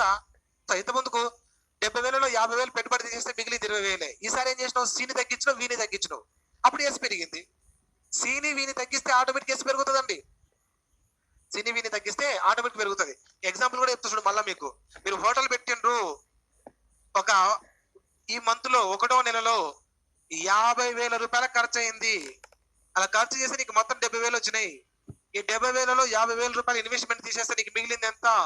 20,000 మిగిలినాయి. ఈ 20,000 అనేది నీ మిగులు విలువ, ఎస్ అన్నమాట. 20,000 అనేది మిగులు విలువ. నీకు ఈ మిగులు విలువ ఇంకా లాభాలు అప్పుడు తక్కువ వస్తాయి. నీకు లాభాలు తక్కువ వస్తాయి. అప్పుడు నిష్పత్తి చూద్దాం. 20,000 డివైడెడ్ బై స్థిర చర మూలధనంలో నిష్పత్తి ఎంత? 50,000. స్థిర చర మూలధనంలో అయిన ఖర్చు అంటే శ్రామికుల మీద, యంత్రాల మీద నువ్వు చేసిన పెట్టుబడి 50,000. నీకు వచ్చిన మొత్తం లాభం 70,000. 70,000లో నీ మిగులు విలువ 20,000 కదండి. 50,000 తీసేయండి 70,000లోకి వెళ్ళి, ఇప్పుడు మిగిలింది 20 కదా. 20 పైన రాద్దాం. ఆ మిగిలిన 70 ఉంది కదా, 70లో 20 పోతే 50 మిగిలితే 50 కింద రాష్ట్రం. ఇది స్థిర చర మూలధనంలో నిష్పత్తి. అంటే స్థిర చర మూలధనములు 50,000 తీసేస్తే ఇటు చూడండి, ఈ 4 సున్నాలు, ఈ 4 సున్నాలు పోయినాయి. ఏమైంది? నిష్పత్తి 0.4 వస్తుంది. 0.4:1 వచ్చింది. ఈ నిష్పత్తి పెరగాలంటే ఏం చేయాలి? 0.4:1 పెంచాలంటే ఏం చేయాలి? C/Vని తగ్గించాలి. యంత్రాల మీద చేసే ఖర్చును, శ్రామికుల మీద చేసే ఖర్చును తగ్గించుకోవాలి లాభాలు రావాలంటే.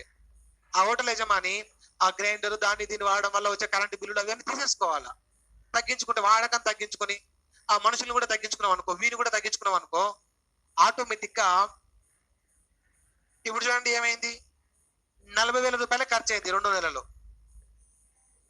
40,000 రూపాయలే ఖర్చు అయింది. నీకు వచ్చేది 70,000 వస్తుంది. 70,000లో నీ ఇన్వెస్ట్మెంట్ 40,000 పోతే నీకు మిగిలింది ఎంత అండి? 30,000 రూపాయలు. ఇప్పుడు ఎస్ అనేది 30,000 అయింది, ఖర్చు 40,000 తగ్గింది కదా. సి ప్లస్ విని 40,000 తగ్గించుకున్నావు. యంత్రాల మీద శ్రామికుల మీద అయ్యే ఖర్చును, లాభాల రేటును పెంచుకున్నావు. అంటే ఎస్ పెరిగింది, సి/వి తగ్గింది. తగ్గేసరికి ఏమైంది చూడండి ఇక్కడ నిష్పత్తి. ఈ 4 సున్నాలు ఈ 4 సున్నాలు పోయినాయి. ఓకేనండి. 4 ఎకం 4, 4 ఏళ్ళు 28, ఇక్కడ 0 మిగులుతుంది. 0.5 వచ్చింది. 4:5 అంతే కదండి. 28 అంటే 2 మిగులుతుంది, 0 మిగులుతుంది. 4 ఏళ్ళు 20, 7.5:1 వచ్చింది. లాభాల రేటు పెరిగిందా లేదండి? పెరిగింది. ఇలా పెంచుకోవాలి. పద్ధతి ప్రకారం యజమానులు లాభాలు ఇలా పెంచుకోవాలి. ఏ యజమాని అయినా లాభాలను ఇలాగనే పెంచుకోవాలి. పెంచుకోవాలంటే ఏం చేయాలి? మిగులులో పెరగాలంటే సి/వి మీద చేసే ఖర్చు తగ్గించాలి. సి మీద చేసే ఖర్చును, వి మీద చేసే ఖర్చును, యంత్రాల మీద చేసే ఖర్చును, శ్రామికులకు ఇచ్చే జీతాల ఖర్చును కొంచెం తగ్గించుకుంటే యజమానికి లాభాల రేటు పెరుగుతుంది. పద్ధతి ప్రకారం ఇలా లాభాల రేటు పెంచుకోవాలి. అలా చేయకుండా, ఓకేనండి, ఇలా చేయకుండా యజమానులు ఏం చేస్తున్నారంటే సి/విని పెంచుకుంటున్నారు. సి/విని పెంచుకుంటున్నారు. సి అంటే ఏంటిది? యంత్రాలు. వి అంటే ఏంటిది? శ్రామికులు. అంటే యంత్రాలను పెంచి శ్రామికులు తగ్గిస్తున్నారు. సి/వి నిష్పత్తిని పెంచుతున్నారు యజమానులు. ఇది పెరిగినా కూడా యజమానికి లాభాలు వస్తాయి. యంత్రాల మీద చేసే ఖర్చుని పెంచి శ్రామికుల మీద చేసే ఖర్చును తగ్గిస్తారు యజమానులు. ఏమైతుంది ఇక్కడ? శ్రామికుడికి అయితే నెలకు జీతాలు ఇవ్వాలి. శ్రామికుడు రోజుకు 8 గంటలే పనిచేస్తాడు. మళ్ళీ వీక్లీ ఆఫ్లు ఇవ్వాలి, మళ్ళీ సండేలు సెలవు ఇవ్వాలి, మళ్ళీ పండుగలు పబ్బాలు వస్తే మళ్ళీ సెలవు ఇవ్వాలి. నెలకు రాగానే డైలీ అలవెన్స్, హెచ్ఆర్ఏ ఇవ్వాలి, మళ్ళీ అంటే హౌసింగ్ రెంట్ అలవెన్స్ ఇవ్వాలి, డైలీ అలవెన్స్ ఇవ్వాలి, డిఏ ఇవ్వాలి, travelling allowance, DA daily allowance ఇవ్వాలి, అలాగనే హెచ్ఆర్. ఇట్లాంటివన్నీ ఇచ్చుకుంటూ పోవాలి. ఎవరికి? శ్రామికుడికి. ఉత్పత్తి ప్రక్రియలో శ్రామికుడిని నియమించుకుంటే ఇన్ని రిస్కులు, సెలవులు ఇవ్వాలి, వీక్ ఆఫ్లు, వీకెండ్లు, వీటితో పాటు మళ్ళీ బోనసులు, జీతాలు ఇవన్నీ ఇవ్వాలి. మళ్ళీ ఆయన పేరు మీద ఇన్సూరెన్స్ చేయాలా, మళ్ళీ వాళ్ళకు గ్రాట్యుటీ ఇవ్వాలి. ఇట్లా మాట్లాడుకుని పోతుంటే చాలా ఇవ్వాలి. అదే యంత్రాలను నియమించుకుంటే అవన్నీ అవసరమా? శ్రామికులకు, వి అంటే శ్రామికులు కదా, వీళ్ళను తగ్గించుకొని సిని పెంచుకుంటే యజమానికి లాభాలు వస్తాయి. విని తగ్గించుకొని సిని పెంచితే యజమానికి లాభాలు వస్తాయి. సి అంటే ఏంటిది? యంత్రం పెంచాలి. వి అంటే ఏంటిది? శ్రామికుడు తగ్గించుకోవాలి. ఎందుకంటే యంత్రం వీకెండ్ అడగదు, వీక్లీ ఆఫ్లు అడగదు, ఓకేనండి, సండే సెలవు అడగదు, నెలకు జీతం అడగదు, బోనస్లు అడగదు, టీఏ అడగదు, ఏం అడగదు యంత్రం. సో యంత్రాన్ని పెట్టుకుంటే శ్రామికుడి కన్నా ఎక్కువ ఎక్యురసీగా పనిచేస్తుంది. 24 hours పనిచేస్తుంది. 24 hours ఇంటూ 365 days పనిచేస్తుంది యంత్రం. శ్రామికుడు పనిచేస్తాడా? పని చేయడు. అందుకే యజమానులు ఏం చేయొచ్చు? తన లాభాలని పెంచుకోవాలనుకుంటే, యజమానులు తమ లాభాలని పెంచుకోవాలంటే ఏం చేయొచ్చు? శ్రామికుల్ని తగ్గించుకొని యంత్రాలు పెంచుకుంటే లాభాలు వస్తాయి. ఇట్లా కూడా వస్తాయి యజమానికి లాభాలు. నిజానికి ఈ రకంగా రావాలి. స్థిరచర మూలధనముల మీద అయ్యే నిష్పత్తి వ్యయాన్ని తగ్గించుకుంటే లాభాల రేటు పెరుగుతుంది. అట్లా పెరగాలి. అలా కాకుండా ఇలా కూడా చేయొచ్చు. యంత్రాలు పెంచుకుని శ్రామికులు తగ్గించుకుంటే కూడా మంచి లాభాలు వస్తాయి. శ్రామికుడికి జీతాలు ఇవ్వకుండా యంత్రాలను పెట్టుకుంటే కథం మంచి లాభాలు వస్తాయి. మళ్ళీ ఇదేంటిది? శ్రమ దోపిడీ రేటు. ఇది చెప్తాను. స్థిరచర మూలధనముల నిష్పత్తి గురించి చెప్పేది సి/వి. ఈ సి/విని ఇంకొక రకంగా ఆర్గానిక్ కాంపోజిషన్ ఆఫ్ క్యాపిటల్ అని పిలుస్తారు. దీన్ని ఆర్గానిక్ కాంపోజిషన్ ఆఫ్ క్యాపిటల్ అని పిలుస్తారు. ఆర్గానిక్ కాంపోజిషన్ ఆఫ్ క్యాపిటల్ అని పిలవాలి. అంటే కాన్స్టాంట్ క్యాపిటల్ కి వేరియబుల్ క్యాపిటల్ కి కంపోజిషన్ అన్నమాట. రెండింటికి మధ్య వ్యత్యాసం చూస్తున్నాం. ఇందులో కాన్స్టాంట్ క్యాపిటల్ పెంచుకోవడం, వేరియబుల్ క్యాపిటల్ తగ్గించుకోవడం, దీన్ని కాంపోజిషన్ క్యాపిటల్ అని పిలుస్తాం. ఆర్గానిక్ కాంపోజిషన్ ఆఫ్ క్యాపిటల్ అని పిలుస్తాం. మళ్ళీ ఎస్/వి అంటే శ్రమ దోపిడీ రేటు. ఎప్పుడైతే శ్రామికుడిని దోచుకుంటాడో అంటే వీని తగ్గిస్తాడో, వీని తగ్గించడం అంటే శ్రామికులు తగ్గడం కాదు, శ్రమను దోచుకోవడం. శ్రామికుడి యొక్క శ్రమను దోచుకుంటే యజమానికి లాభాలు వస్తాయి. శ్రామికుడిని దోచుకుంటే యజమానికి లాభాలు వస్తాయి. తక్కువ జీతాలు ఇవ్వాలి, ఎక్కువ పని చేయించుకోవాలి. తక్కువ జీతాలు ఇవ్వాలి, ఎక్కువ పని చేయించుకోవాలి. దీన్ని శ్రమ దోపిడీ అంటారు. శ్రామికుడికి ఇచ్చే వేతనాలు తగ్గించి వేస్తుంటే ఆటోమేటిక్ ఎస్ పెరుగుతుంది. వీ తగ్గిస్తుంటే ఆటోమేటిక్ ఎస్ పెరుగుతుందండి. వీని తగ్గిస్తుంటే ఆటోమేటిక్ ఎస్ పెరుగుతుంది. ఇలా పెరగాలి. కార్ల్ మార్క్స్ ఏమంటాడంటే శ్రమ దోపిడిని ఎలా చెప్తున్నాడంటే యజమానికి జాగ్రత్త వినాలి. యజమానికి కార్మికుడిని దోచుకుంటేనే లాభాలు వస్తాయి. యజమానికి కార్మికుడిని దోచుకుంటేనే లాభాలు వస్తాయి. లాభాలన్నవి నేడు చట్టబద్ధమైన దోపిడీలుగా మారినాయి. Profits are legalised robberies. లాభాలు నేడు చట్టబద్ధమైన దోపిడీలు. డైరెక్ట్ గా శ్రామికుడిని నిలువు దోపిడీ చేయొచ్చు శ్రమ దోచుకోవడం ద్వారా. నిజానికి యజమానికి లాభాలు రావాలంటే కార్ల్ మార్క్స్ చెబుతున్నాడు, యజమానికి లాభాలు రావాలంటే శ్రామికుడిని దోచుకోవాలి. శ్రామికుడిని దోచుకుంటేనే యజమానికి లాభాలు వస్తాయి. ఎందుకంటే లాభాలు అన్నవి చట్టబద్ధమైన దోపిడీలు. కానీ ఇవి తెలవని యజమానులు, ఇది గుర్తించని యజమానులు, శ్రామికుడిని దోచుకుంటేనే లాభాలు వస్తాయన్న తెలియని యజమానులు ఉత్పత్తి ప్రక్రియలో శ్రామికుడిని తప్పించి యంత్రాలు పెంచుతున్నారు. అంటే S/V నిష్పత్తిని పెంచుకుంటేనే శ్రమ దోపిడీ చేస్తేనే యజమానికి లాభాలు వస్తాయి అన్న సంగతిని గుర్తించని యజమానులు, తెలియని యజమానులు S/V పెంచడానికి బదులుగా C/V పెంచడానికి ప్రయత్నం చేస్తారు. అంటే శ్రామికుల్ని తగ్గించి యంత్రాలను పెంచే ప్రయత్నం చేస్తారు. నేడు పెట్టుబడిదారి దేశాలలో జరుగుతున్నది ఇదే. అమెరికాలో, యూకేలో, ఓకేనండి, యూరప్ కంట్రీస్ లో, జపాన్ లో మరియు ఆస్ట్రేలియాలో పెట్టుబడిదారి దేశాలలో నేడు జరుగుతున్నది అదే. యంత్రాల ద్వారా ఉత్పత్తి జరుగుతుంది, రోబోల ద్వారా ఉత్పత్తి జరుగుతుంది. రోబోల ద్వారా 24 hours వర్క్ చేపిస్తున్నారు. ఆ రోబోలు కరెక్ట్ గా పనిచేస్తున్నాయా లేదా అబ్జర్వ్ చేయడానికి మనిషి ఉంటున్నాడు తప్ప ఉత్పత్తి మొత్తం రోబోలే చేస్తున్నాయి.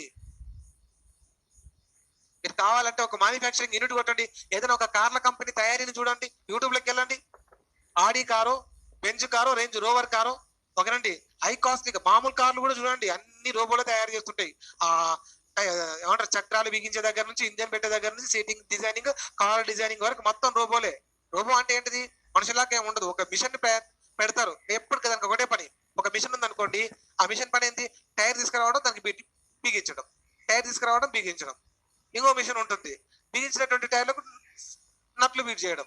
ఇంకొక మిషన్ ఉంటుంది, కార్ గ్లాస్ తీసుకొచ్చి దాన్ని పెట్టడం. దాని పని అదే. ఇలా తీసుకొస్తుంది, దాన్ని సెట్ చేస్తుంది, తీసుకొస్తుంది, సెట్ చేస్తుంది.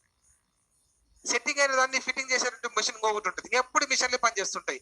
ఇలా యంత్రాల ద్వారా ఉత్పత్తి పెంచుతుంటారు, శ్రామికులు తగ్గిస్తుంటారు. ఎందుకంటే శ్రామికులు పెట్టుబడిదారు దేశాల్లో తక్కువ ఉంటారు, డిమాండ్ ఎక్కువ ఉంటుంది. శ్రామికులకు డిమాండ్ ఎక్కువ ఉంటుంది, జీతాలు ఎక్కువ కావాలని కోరుకుంటుంటారు. అంత ఎక్కువ జీతాలు ఇచ్చి మళ్ళీ నీకు వీక్లీ ఆఫ్లు ఇచ్చి, వీకెండ్స్ ఇచ్చి అన్ని ఇచ్చుకుంటా నిన్ను ఎందుకు పోషించాలి? యంత్రం కొంటే చాలు కదా, చెప్పినట్టు పనిచేస్తుంది, సంవత్సరం మొత్తం పనిచేస్తుంది అని తెలియని యజమానులు శ్రామికుడిని దోచుకోక అనవసరంగా యంత్రాలు పెట్టుకుంటారు. తర్వాత ఏమైతుందంటే యంత్రాల ద్వారా ఉత్పత్తి పెరిగితే యంత్రాలు డిమాండ్ తీసుకురావు కదా. మామూలుగా శ్రామికులకు ఉపాధి లభిస్తే, శ్రామికుల ద్వారా ఉత్పత్తి లభిస్తే, శ్రామికుల ద్వారా ఉత్పత్తి పెరిగితే శ్రామికులకు జీతాలు వస్తాయి కాబట్టి వచ్చిన జీతాలతో వెళ్ళి కొనుక్కుంటారు వస్తువుల్ని. శ్రామికుల ద్వారా ఉత్పత్తి పెరిగింది అనుకోండి, శ్రామికులకు జీతాలు వస్తాయి కాబట్టి వెళ్ళి వస్తువులకు డిమాండ్ తీసుకురాగలుగుతారు. మళ్ళీ యంత్రాల ద్వారా ఉత్పత్తి పెరిగితే యంత్రాలు డిమాండ్ తీసుకొస్తాయా? యంత్రాలకు అవసరాలు ఉంటాయా? నువ్వు యంత్రానికి జీతం ఇస్తున్నావా? కాబట్టి ఆటోమేటిక్ వ్యవస్థలో పర్చేసింగ్ పవర్ తగ్గిపోతుంది, కొనుగోలు శక్తి రేటు తగ్గుతుంది. ఎందుకంటే నువ్వు శ్రామికులు తీసేస్తుంది, జీతాలు లేకపోయా, జనాల దగ్గర ఆదాయాలు లేవు. నువ్వు యంత్రాల ద్వారా వస్తువులు తయారు చేసి మార్కెట్లా అమ్మకానికి పెడితే మళ్ళీ ఆ వస్తువుని ఎవరు కొనాలి? యంత్రం వచ్చి కొంటదా? యంత్రానికి ఏమైనా కనీస అవసరాలు ఉంటాయా? యంత్రాలు కొనవు. యంత్రాల ద్వారా తయారైన ఉత్పత్తికి యంత్రాలు డిమాండ్ తీసుకురావు కాబట్టి, నువ్వు శ్రామికుల్ని నిరుద్యోగులుగా మార్చినవు కాబట్టి, వారి దగ్గర జీతాలు లేవు కాబట్టి మార్కెట్ లో దీర్ఘకాలం పాటు వస్తువులు స్టక్ అయిపోతాయి. C/V పెంచడం వల్ల దేశంలో విపరీతంగా వస్తుత్పత్తి పెరిగి గిరాకీ లేక మార్కెట్ లో స్టక్ అయిపోతాయి. కానీ యంత్రాలు ఉత్పత్తి చేస్తూనే ఉంటాయి. మార్కెట్ లో వస్తువు అమ్ముడు పోయిందా లేదా అని చూడకుండా యంత్రాల ఉత్పత్తి జరుగుతూనే ఉంటది. ఎందుకంటే కంపెనీ కంపెనీకి లాభాలు రావాలి కదా. ఎంత ఎక్కువ లాభాలు వస్తే అంత గ్రేట్ అనుకోని కంపెనీలు యంత్రాల చేత పని చేయిస్తూనే ఉంటారు, మార్కెట్లో సప్లై పెంచుతూనే ఉంటారు, కానీ మార్కెట్లో ఉన్న వస్తువు అమ్ముడుపోతలేదు. కారణం అంటే అక్కడ ఉద్యోగులు లేరు, నిరుద్యోగులు ఉండరు, ఆదాయాలు లేక జనాల దగ్గర ఆదాయాలు తగ్గిపోయి మార్కెట్లో ఉన్న వస్తువు అమ్ముడుపోతలేదు. దీనివల్ల 1 సంవత్సర కాలం పాటు విపరీతంగా సప్లై పెరిగింది అనుకో, విపరీతంగా యంత్రాలు తయారు చేసి వస్తువులను మార్కెట్లో పెడితే అమ్ముడు పోకపోతే అప్పుడు పరిస్థితి ఏంది? వస్తువులు అమ్ముడు పోకపోతే ఏం చేస్తారు? ధరలు తగ్గిస్తారు. వస్తువు అమ్ముడు పోకపోతే ఇమీడియట్లీ చేసే పని ఏంటంటే ధరలు తగ్గిస్తారు. ధరలు తగ్గించినా కొనేటోడు ఉండాలిగా. మనోడి దగ్గర జీతాలు ఉన్నాయా? లేవు. అంతవరకు ఏం చేయాలి? ధరలు తగ్గించి మార్కెట్లో ఉన్న సరుకు అమ్ముడు పోయేంత వరకు ఉన్న కంపెనీలకు మార్కెట్ చెబుతుంది, మిత్రులారా మీ యంత్రాలను ఆపండి, మీ పనిని ఆపండి, ఉన్న వస్తువులే అమ్ముడుపోతలేవు అంటే మళ్ళీ కొత్త వస్తువులు పంపిస్తున్నారు, వద్దు మార్కెట్ వద్దంటుంది, మీరు ఆగండి అంటే కంపెనీలు ఏం కావాలి? మూత పెట్టుకోవాలి. మూత పెట్టుకొని కూర్చోవాలి. మార్కెట్లో సరికి ఎప్పుడు అమ్ముడుపోతుందా అని ఎదురు చూసుకుంటూ కూర్చోవాలి. సంవత్సరం అవుతుంది, 2 సంవత్సరాలు అవుతుంది, మార్కెట్లో సరికి అయిపోదు. అప్పుడు యజమానులు ఏమవుతారండి? లాస్ అవుతారు, మూతపడతారు, నాశనం అయిపోతారు. యంత్రాలను ఉపయోగించడం ద్వారా నిరుద్యోగులైన కార్మికులు ఉన్నారు చూడండి, యంత్రాలను ఉపయోగించడం ద్వారా నిరుద్యోగులైన కార్మికులు ఉన్నారు చూడండి, వారిని అంతర్జాతీయ పారిశ్రామిక కార్మిక దళంగా పేర్కొంటాడు కార్ల్ మార్క్స్. యంత్రాలను ఉపయోగించడం ద్వారా ఎవరైతే నిరుద్యోగులయ్యారో వారిని కార్ల్ మార్క్స్ ఎలా పేర్కొన్నాడు? అంతర్జాతీయ పారిశ్రామిక కార్మిక నిరుద్యోగ దళం. దాని ఒక రకంగా రిజర్వ్డ్ ఆర్మీ కింద పేర్కొంటాడు కార్ల్ మార్క్స్. రిజర్వ్డ్ ఆర్మీ కింద పేర్కొంటాడు. యంత్రాలను ఉపయోగించడం ద్వారా నిరుద్యోగులైన కార్మికులకు కార్ల్ మార్క్స్ పెట్టిన పేరు రిజర్వ్డ్ ఆర్మీ. వాళ్ళు ఎదురు చూస్తుంటారు, వాళ్ళు ఆలోచిస్తారు, మాకు ఎందుకు నిరుద్యోగం ఉంది ఈ రోజు, మాకెందుకు పని దొరకట్లేదు అంటే పెట్టుబడిదారులు యంత్రాల ద్వారా ఉత్పత్తి చేస్తున్నారు, ఉత్పత్తి చేసి వస్తువులు అమ్ముకొని లబ్ధి పొందుతున్నారు. మళ్ళీ యంత్రాల ద్వారా వస్తువులు అమ్ముకునే హక్కు ఎవరిచ్చిండ్రు? గవర్నమెంట్ ఇచ్చింది. ప్రభుత్వాన్ని నిలదీస్తారు, ఎందుకు పెట్టుబడిదారుడు అవసరమా అంటే సమాజంలో ఉన్న సరుకు, ముడి సరుకు అంతా ఆయనే వాడుకుంటాడు, గవర్నమెంట్ సబ్సిడీలన్నీ కూడా పెట్టుబడిదారునికి ఇస్తాయి, ఆయన మనుషుల్ని ఇడిచిపెట్టి యంత్రాల ద్వారా ఉత్పత్తి చేసుకొని మీరు బాగుపడితే మేమే చూసుకుంటూ కూర్చోవాలన్నా? ఎవరిది రాజ్యం? ఎవరికి హక్కులు ఉన్నాయి? ఎవడు బాగుపడుతున్నాడు? సో హక్కులు కావాల్సింది ప్రజలకు, నువ్వు ఎవరికి ఇస్తున్నావు? యజమానికి ఇస్తున్నావు. ఇదెక్కడి న్యాయం? పదండి నడవండి అంటూ ఈ అంతర్జాతీయ పారిశ్రామిక కార్మిక దళం ఈ పెట్టుబడిదారి వ్యవస్థ మీద పోరాటం చేస్తూనే ఉంటుంది. పెట్టుబడిదారి వ్యవస్థ మీద పోరాటం చేస్తూనే ఉంటుంది అంతర్జాతీయ పారిశ్రామిక దళం. ఎప్పుడైతే పెట్టుబడిదారులు తాము అనుసరించే తప్పుడు పద్ధతులు, ఇవే చూడండి, యజమానికి S/V పెంచితేనే లాభాలు వస్తాయి. అది గుర్తించని పిచ్చి యజమానులు S/Vని శ్రమను దోచుకోకుండా C/Vని పెంచుకునే ప్రయత్నం చేస్తారు, యంత్రాలు పెంచడానికి ట్రై చేస్తారు. యంత్రాల ద్వారా పెరిగిన ఉత్పత్తికి యంత్రాలు డిమాండ్ తీసుకురాకపోవడంతో ఎక్కువ వస్తువులు మార్కెట్ లో ఉత్పత్తి చేయబడి అమ్ముడుపోకపోతే ఉన్న కంపెనీలు మూతపడితే ఉన్న ఉద్యోగులు నిరుద్యోగులు అవుతారు. ఉన్న ఉద్యోగుల్లో నిరుద్యోగులు అయ్యేసరికి ఎక్కువ మంది నిరుద్యోగులు అయితే మా నిరుద్యోగితకు కారణం ఎవరని ప్రభుత్వాన్ని ప్రశ్నించే రోజు వస్తుంది. అదే రోజున పెట్టుబడిదారులు కూడా నాశనం అయిపోయి ఉంటారు. ఎందుకంటే యంత్రాల ద్వారా తయారైన ఉత్పత్తికి యంత్రాలు డిమాండ్ తీసుకురావడం లేదు కాబట్టి, యంత్రాల ద్వారా తయారైన ఉత్పత్తికి యంత్రాలు డిమాండ్ తీసుకురావడం లేదు కాబట్టి ఉన్న పారిశ్రామిక వర్గం నాశనం అయిపోయి ఉంటుంది. ఇలా పెట్టుబడిదారులు తాము అనుసరించే తప్పుడు పద్ధతుల వల్ల పెట్టుబడిదారులు తాము అనుసరించే తప్పుడు పద్ధతుల వల్ల తమకు తాము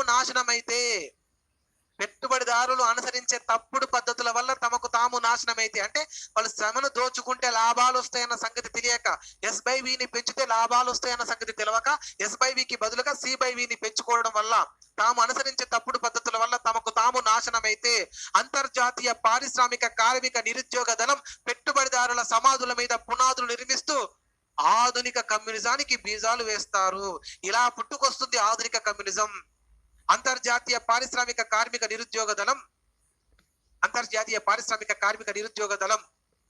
పెట్టుబడిదారుల సమాధుల పైన పునాదులు నిర్మిస్తూ ఆధునిక కమ్యూనిజానికి బీజాలు వేస్తారు. ఇలా పుట్టుకొస్తుంది ఆధునిక కమ్యూనిజం అంటూ కార్ల్ మార్క్స్ తన మిగులు విలువ సిద్ధాంతంలో చెప్పడం జరుగుతుంది. నిజానికి ఈ సంఘటన ప్రపంచంలో ఆల్రెడీ జరుగుతుంది. ఈరోజు యూరోపియన్ యూనియన్ నుంచి బ్రిటన్ వైదొలిగింది. మేము యూరోపియన్ యూనియన్ లో ఉండం, మేము బయటకు వచ్చేస్తున్నామని బ్రెగ్జిట్ అంటారు దాన్ని. యూరోపియన్ యూనియన్ నుంచి బ్రిటన్ బయటికి రావడానికి బ్రెగ్జిట్ అంటున్నాం. ఎందుకు బయటకు వచ్చింది? ఆ యూరోప్ ఖండంలో మంచి జీవన ప్రమాణం యూరోప్ లో, ఇంగ్లాండ్ లోనే ఉంది. ఇంగ్లాండ్ లో మంచి స్కూల్స్ ఉన్నాయి, ఇంగ్లాండ్ లో మంచి రోడ్లు ఉన్నాయి, ఇంగ్లాండ్ లో గవర్నమెంట్ మంచి ఫెసిలిటీస్ అందిస్తుంది, ఇంగ్లాండ్ లో పెట్టుబడులు చేసిన వారికి మంచి లాభాలు వస్తున్నాయి, ఇంగ్లాండ్ లో మంచి జీతాలు ఉన్నాయి. దీంతో యూరోపియన్ యూనియన్ దేశాల్లో ఉన్న కండిషన్ ఏంటంటే ఎవరు ఎక్కడైనా పోయి బతకొచ్చు, ఎవరు ఎక్కడికైనా బతకొచ్చు, అందరికి ఒకటే currency. European union, EU, euro అంటారు దాన్ని. యూరో ఒకటే కరెన్సీ ఉంటుంది అందరికి. సార్ వాళ్ళు ఎక్కడైనా బతకొచ్చు. కాబట్టి వాళ్ళందరి చూపు ఎక్కడ ఉంటది? ఇంగ్లాండ్ మీదనే ఉంటది. ఎందుకంటే ఇంగ్లాండ్ లో మంచి జీవన ప్రమాణం ఉంది కదా, అక్కడ బతకాలని చాలా మంది కోరుకుంటారు.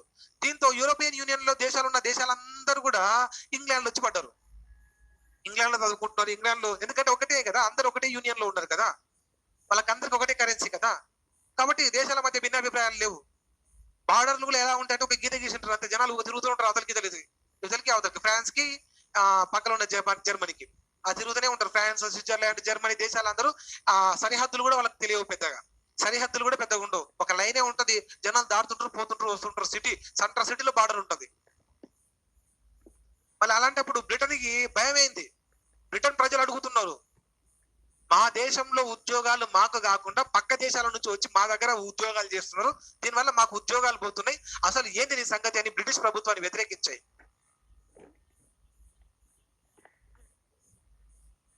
దీంతో బ్రిటన్ లో ఒక పెద్ద విప్లవం వచ్చింది. అది బ్రెగ్జిట్ కి కారణమైంది. కారణం ఉద్యోగాలు లేక ఆ దేశ ప్రజలు ఫైట్ చేసిండ్రు. ఈరోజు అమెరికా కూడా ఎవరంటే వాళ్ళు రావద్దు అమెరికాకు అంటున్నారు. ఎందుకు రావద్దు అంటున్నారు?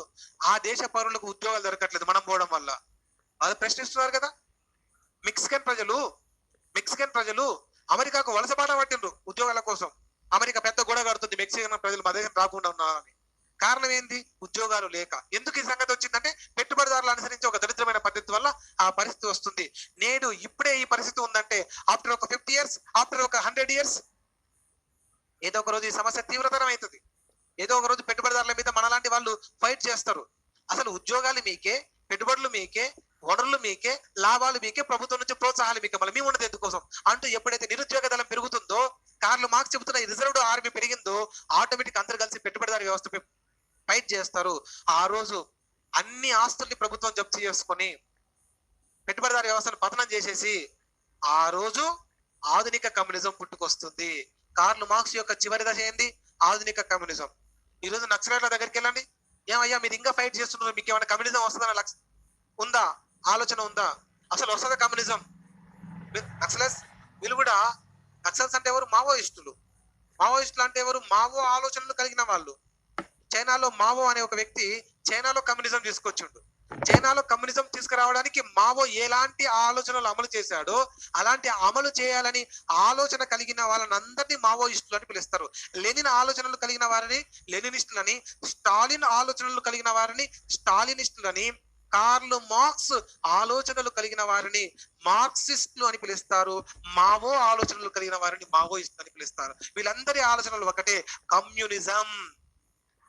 ఈ కమ్యూనిజం తీసుకురావడం కోసమే వీళ్ళందరూ ఫైట్ చేస్తున్నారు. నువ్వు వెళ్ళి నక్సలైట్ల దగ్గరికి వెళ్ళి అడుగు, ఏమయ్యా కమ్యూనిజం వస్తుందా అంటే వస్తది. ఎప్పుడు వస్తుంది తెలియదు. మీ తరంలో వస్తుందా తెలియదు.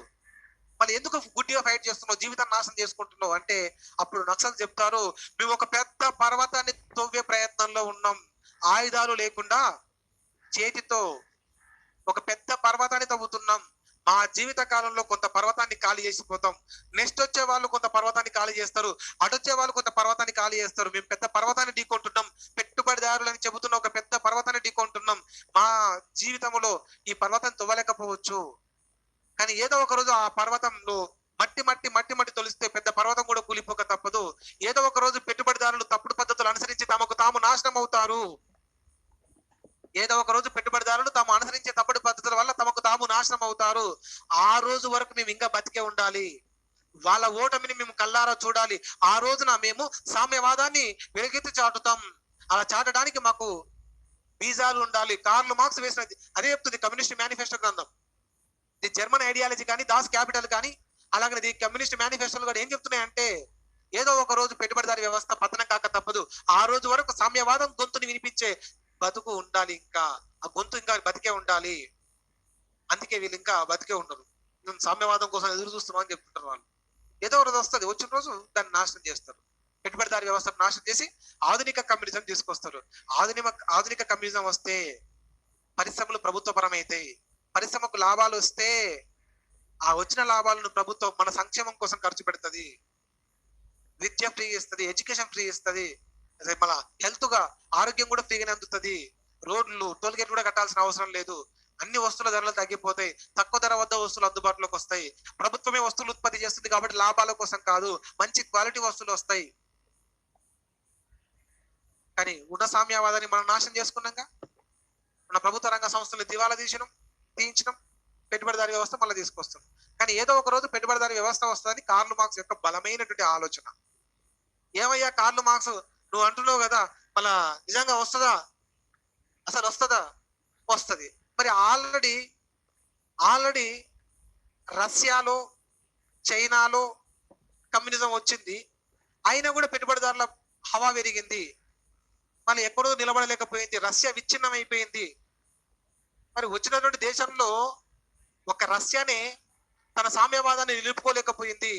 పూర్తిగా ప్రభుత్వ పెట్టుబడుల నుంచి ప్రైవేట్ పెట్టుబడుల వైపు రష్యా మళ్ళింది, చైనా కూడా మళ్ళింది. ఆయన కూడా ఆ దేశాన్ని పరిపాలిస్తుంది కమ్యూనిస్టులే అనుకోండి.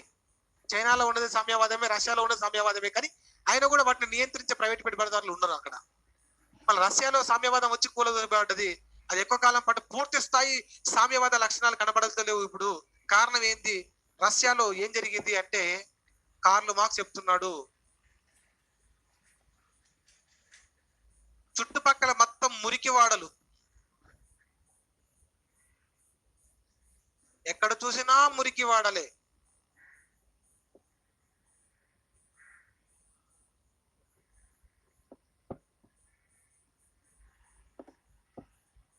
ఈ మురికి వాడల మధ్య ఒక అందమైన రంగుల అద్దాల మేడ నువ్వు కట్టుకున్నావు. లోపలికి వెళ్ళడానికి ఒక కాంపౌండ్ పెట్టుకుని ఒక గేట్ పెట్టుకున్నావు. కార్లో పోతున్నావు, కార్లో వస్తున్నావు, కానీ నీ ఇల్లు ఈ మురికి వాడల మధ్య నీ ఇల్లు మాత్రమే అందంగా ఉంది. చుట్టుపక్కల మొత్తం స్లమ్మే, చెత్త చెదారం ఉంది. రోజు పక్కన ఉన్న చెత్త వచ్చి కొంత నీ ఇంట్లో పడుతుంటది. నువ్వు 10 మంది పని మనుషులు పెట్టుకుని ఆ ఇంటిని రోజు అద్దాలు తుడుస్తూ నీట్ గా పెట్టుకుంటున్నావు. ఇట్లా ఎన్ని రోజులు పెట్టుకుంటావు నీ ఇంటిని నీట్ గా? పక్కన ఉన్న చెత్త రోజు వస్తూనే ఉంటది, పక్కన ఉన్న కంపు కొడుతూనే ఉంటది. మళ్ళీ ఈ ఇంటిని నువ్వు ఎన్ని రోజులు నీట్ గా పెట్టుకుంటావు? ఎన్ని రోజులు నీట్ గా పెట్టుకోవడానికి అవకాశం ఉంది? ఏదో ఒక రోజు గాలి తుఫాన్ వచ్చి పెద్ద బీభత్సం సృష్టిస్తే నీ ఇల్లు మొత్తం కంపు అయిపోతుంది. నీ ఇల్లు మొత్తం కంపు అవుతుంది కాదా? ఒక పెద్ద గాలి వాన వచ్చి ఒక తుఫాన్ రేగింది అనుకో, చుట్టుపక్కల ఉన్న చెత్త వచ్చి నీ ఇంట్లో పడుతుంది, మళ్ళీ ఎప్పటిలాగా అవుతుంది. మళ్ళీ దాన్ని క్లీన్ చేసుకోవాలి, పెద్ద పని. మరి ఏంటి సార్ పరిష్కార మార్గం? నీ ఇల్లు నీట్ గా ఉండాలంటే ఏంటి పరిష్కార మార్గం? చుట్టుపక్కల స్లమ్స్ ఉండకూడదు. చుట్టుపక్కల స్లమ్స్ లేకపోతే నువ్వు ఈ కాంపౌండ్ కట్టుకోవాల్సిన అవసరం కూడా లేదు. ఈ చుట్టుపక్కల మురికి వాడలు లేకపోయినట్లయితే నీ ఇంటికి 10 పని మనుషులు కూడా అవసరం లేదు, 10 మంది పని మనుషులు కూడా అవసరం లేదు, రోజు తుడసాల్సిన అవసరం లేదు. అంటే నీ ఇల్లు శుభ్రంగా ఉండాలంటే నువ్వు ఒక్కడు శుభ్రంగా ఉంటే సరిపోదు, చుట్టుపక్కల ఉన్న వాడలు కూడా శుభ్రంగా ఉండాలి. అప్పుడే నీ ఇల్లు 10 కాలాల పాటు శుభ్రంగా ఉంటది. ఇదే జరిగింది యుఎస్ఎస్ఆర్ లో, రష్యాలో. ఇది రష్యా అందమైన అద్దాల మేడ రష్యా అయితే, చుట్టుపక్కల ఉన్నటువంటి ఈ మురికి వాడలు పెట్టుబడిదారు దేశాలు. చుట్టుపక్కల ఉన్న ఈ మురికి వాడలు పెట్టుబడిదారు దేశాలు. ఈ అందమైన అద్దాల మేడగా చెబుతున్న ఈ సామ్యవాదాన్ని ఎప్పుడెప్పుడు నాశనం చేద్దామా ఈ మురికి వాడలు అంటే పెట్టుబడిదారు దేశాలు చుట్టుముట్టినాయి, రష్యా చుట్టుముట్టినాయి. రోజు రష్యాను తనను తాను కాపాడుకుంటున్న ఏదో ఒక పెను విప్లవం వస్తది, మొత్తానికి రష్యా కూలిపోతుంది, పెట్టుబడిదారుల హవా పెరుగుతుంది. కాబట్టి రష్యా ఎక్కువ కాలం పాటు సామ్యవాద దేశంగా బలంగా నిలబడాలి అంటే చుట్టుపక్కల మురికి వాడలు ఉండొద్దు, అంటే చుట్టుపక్కల పెట్టుబడిదారు దేశాలు ఉండొద్దు. అన్ని దేశాలు ఏం కావాలి? సామ్యవాద దేశాలుగా మారాలి.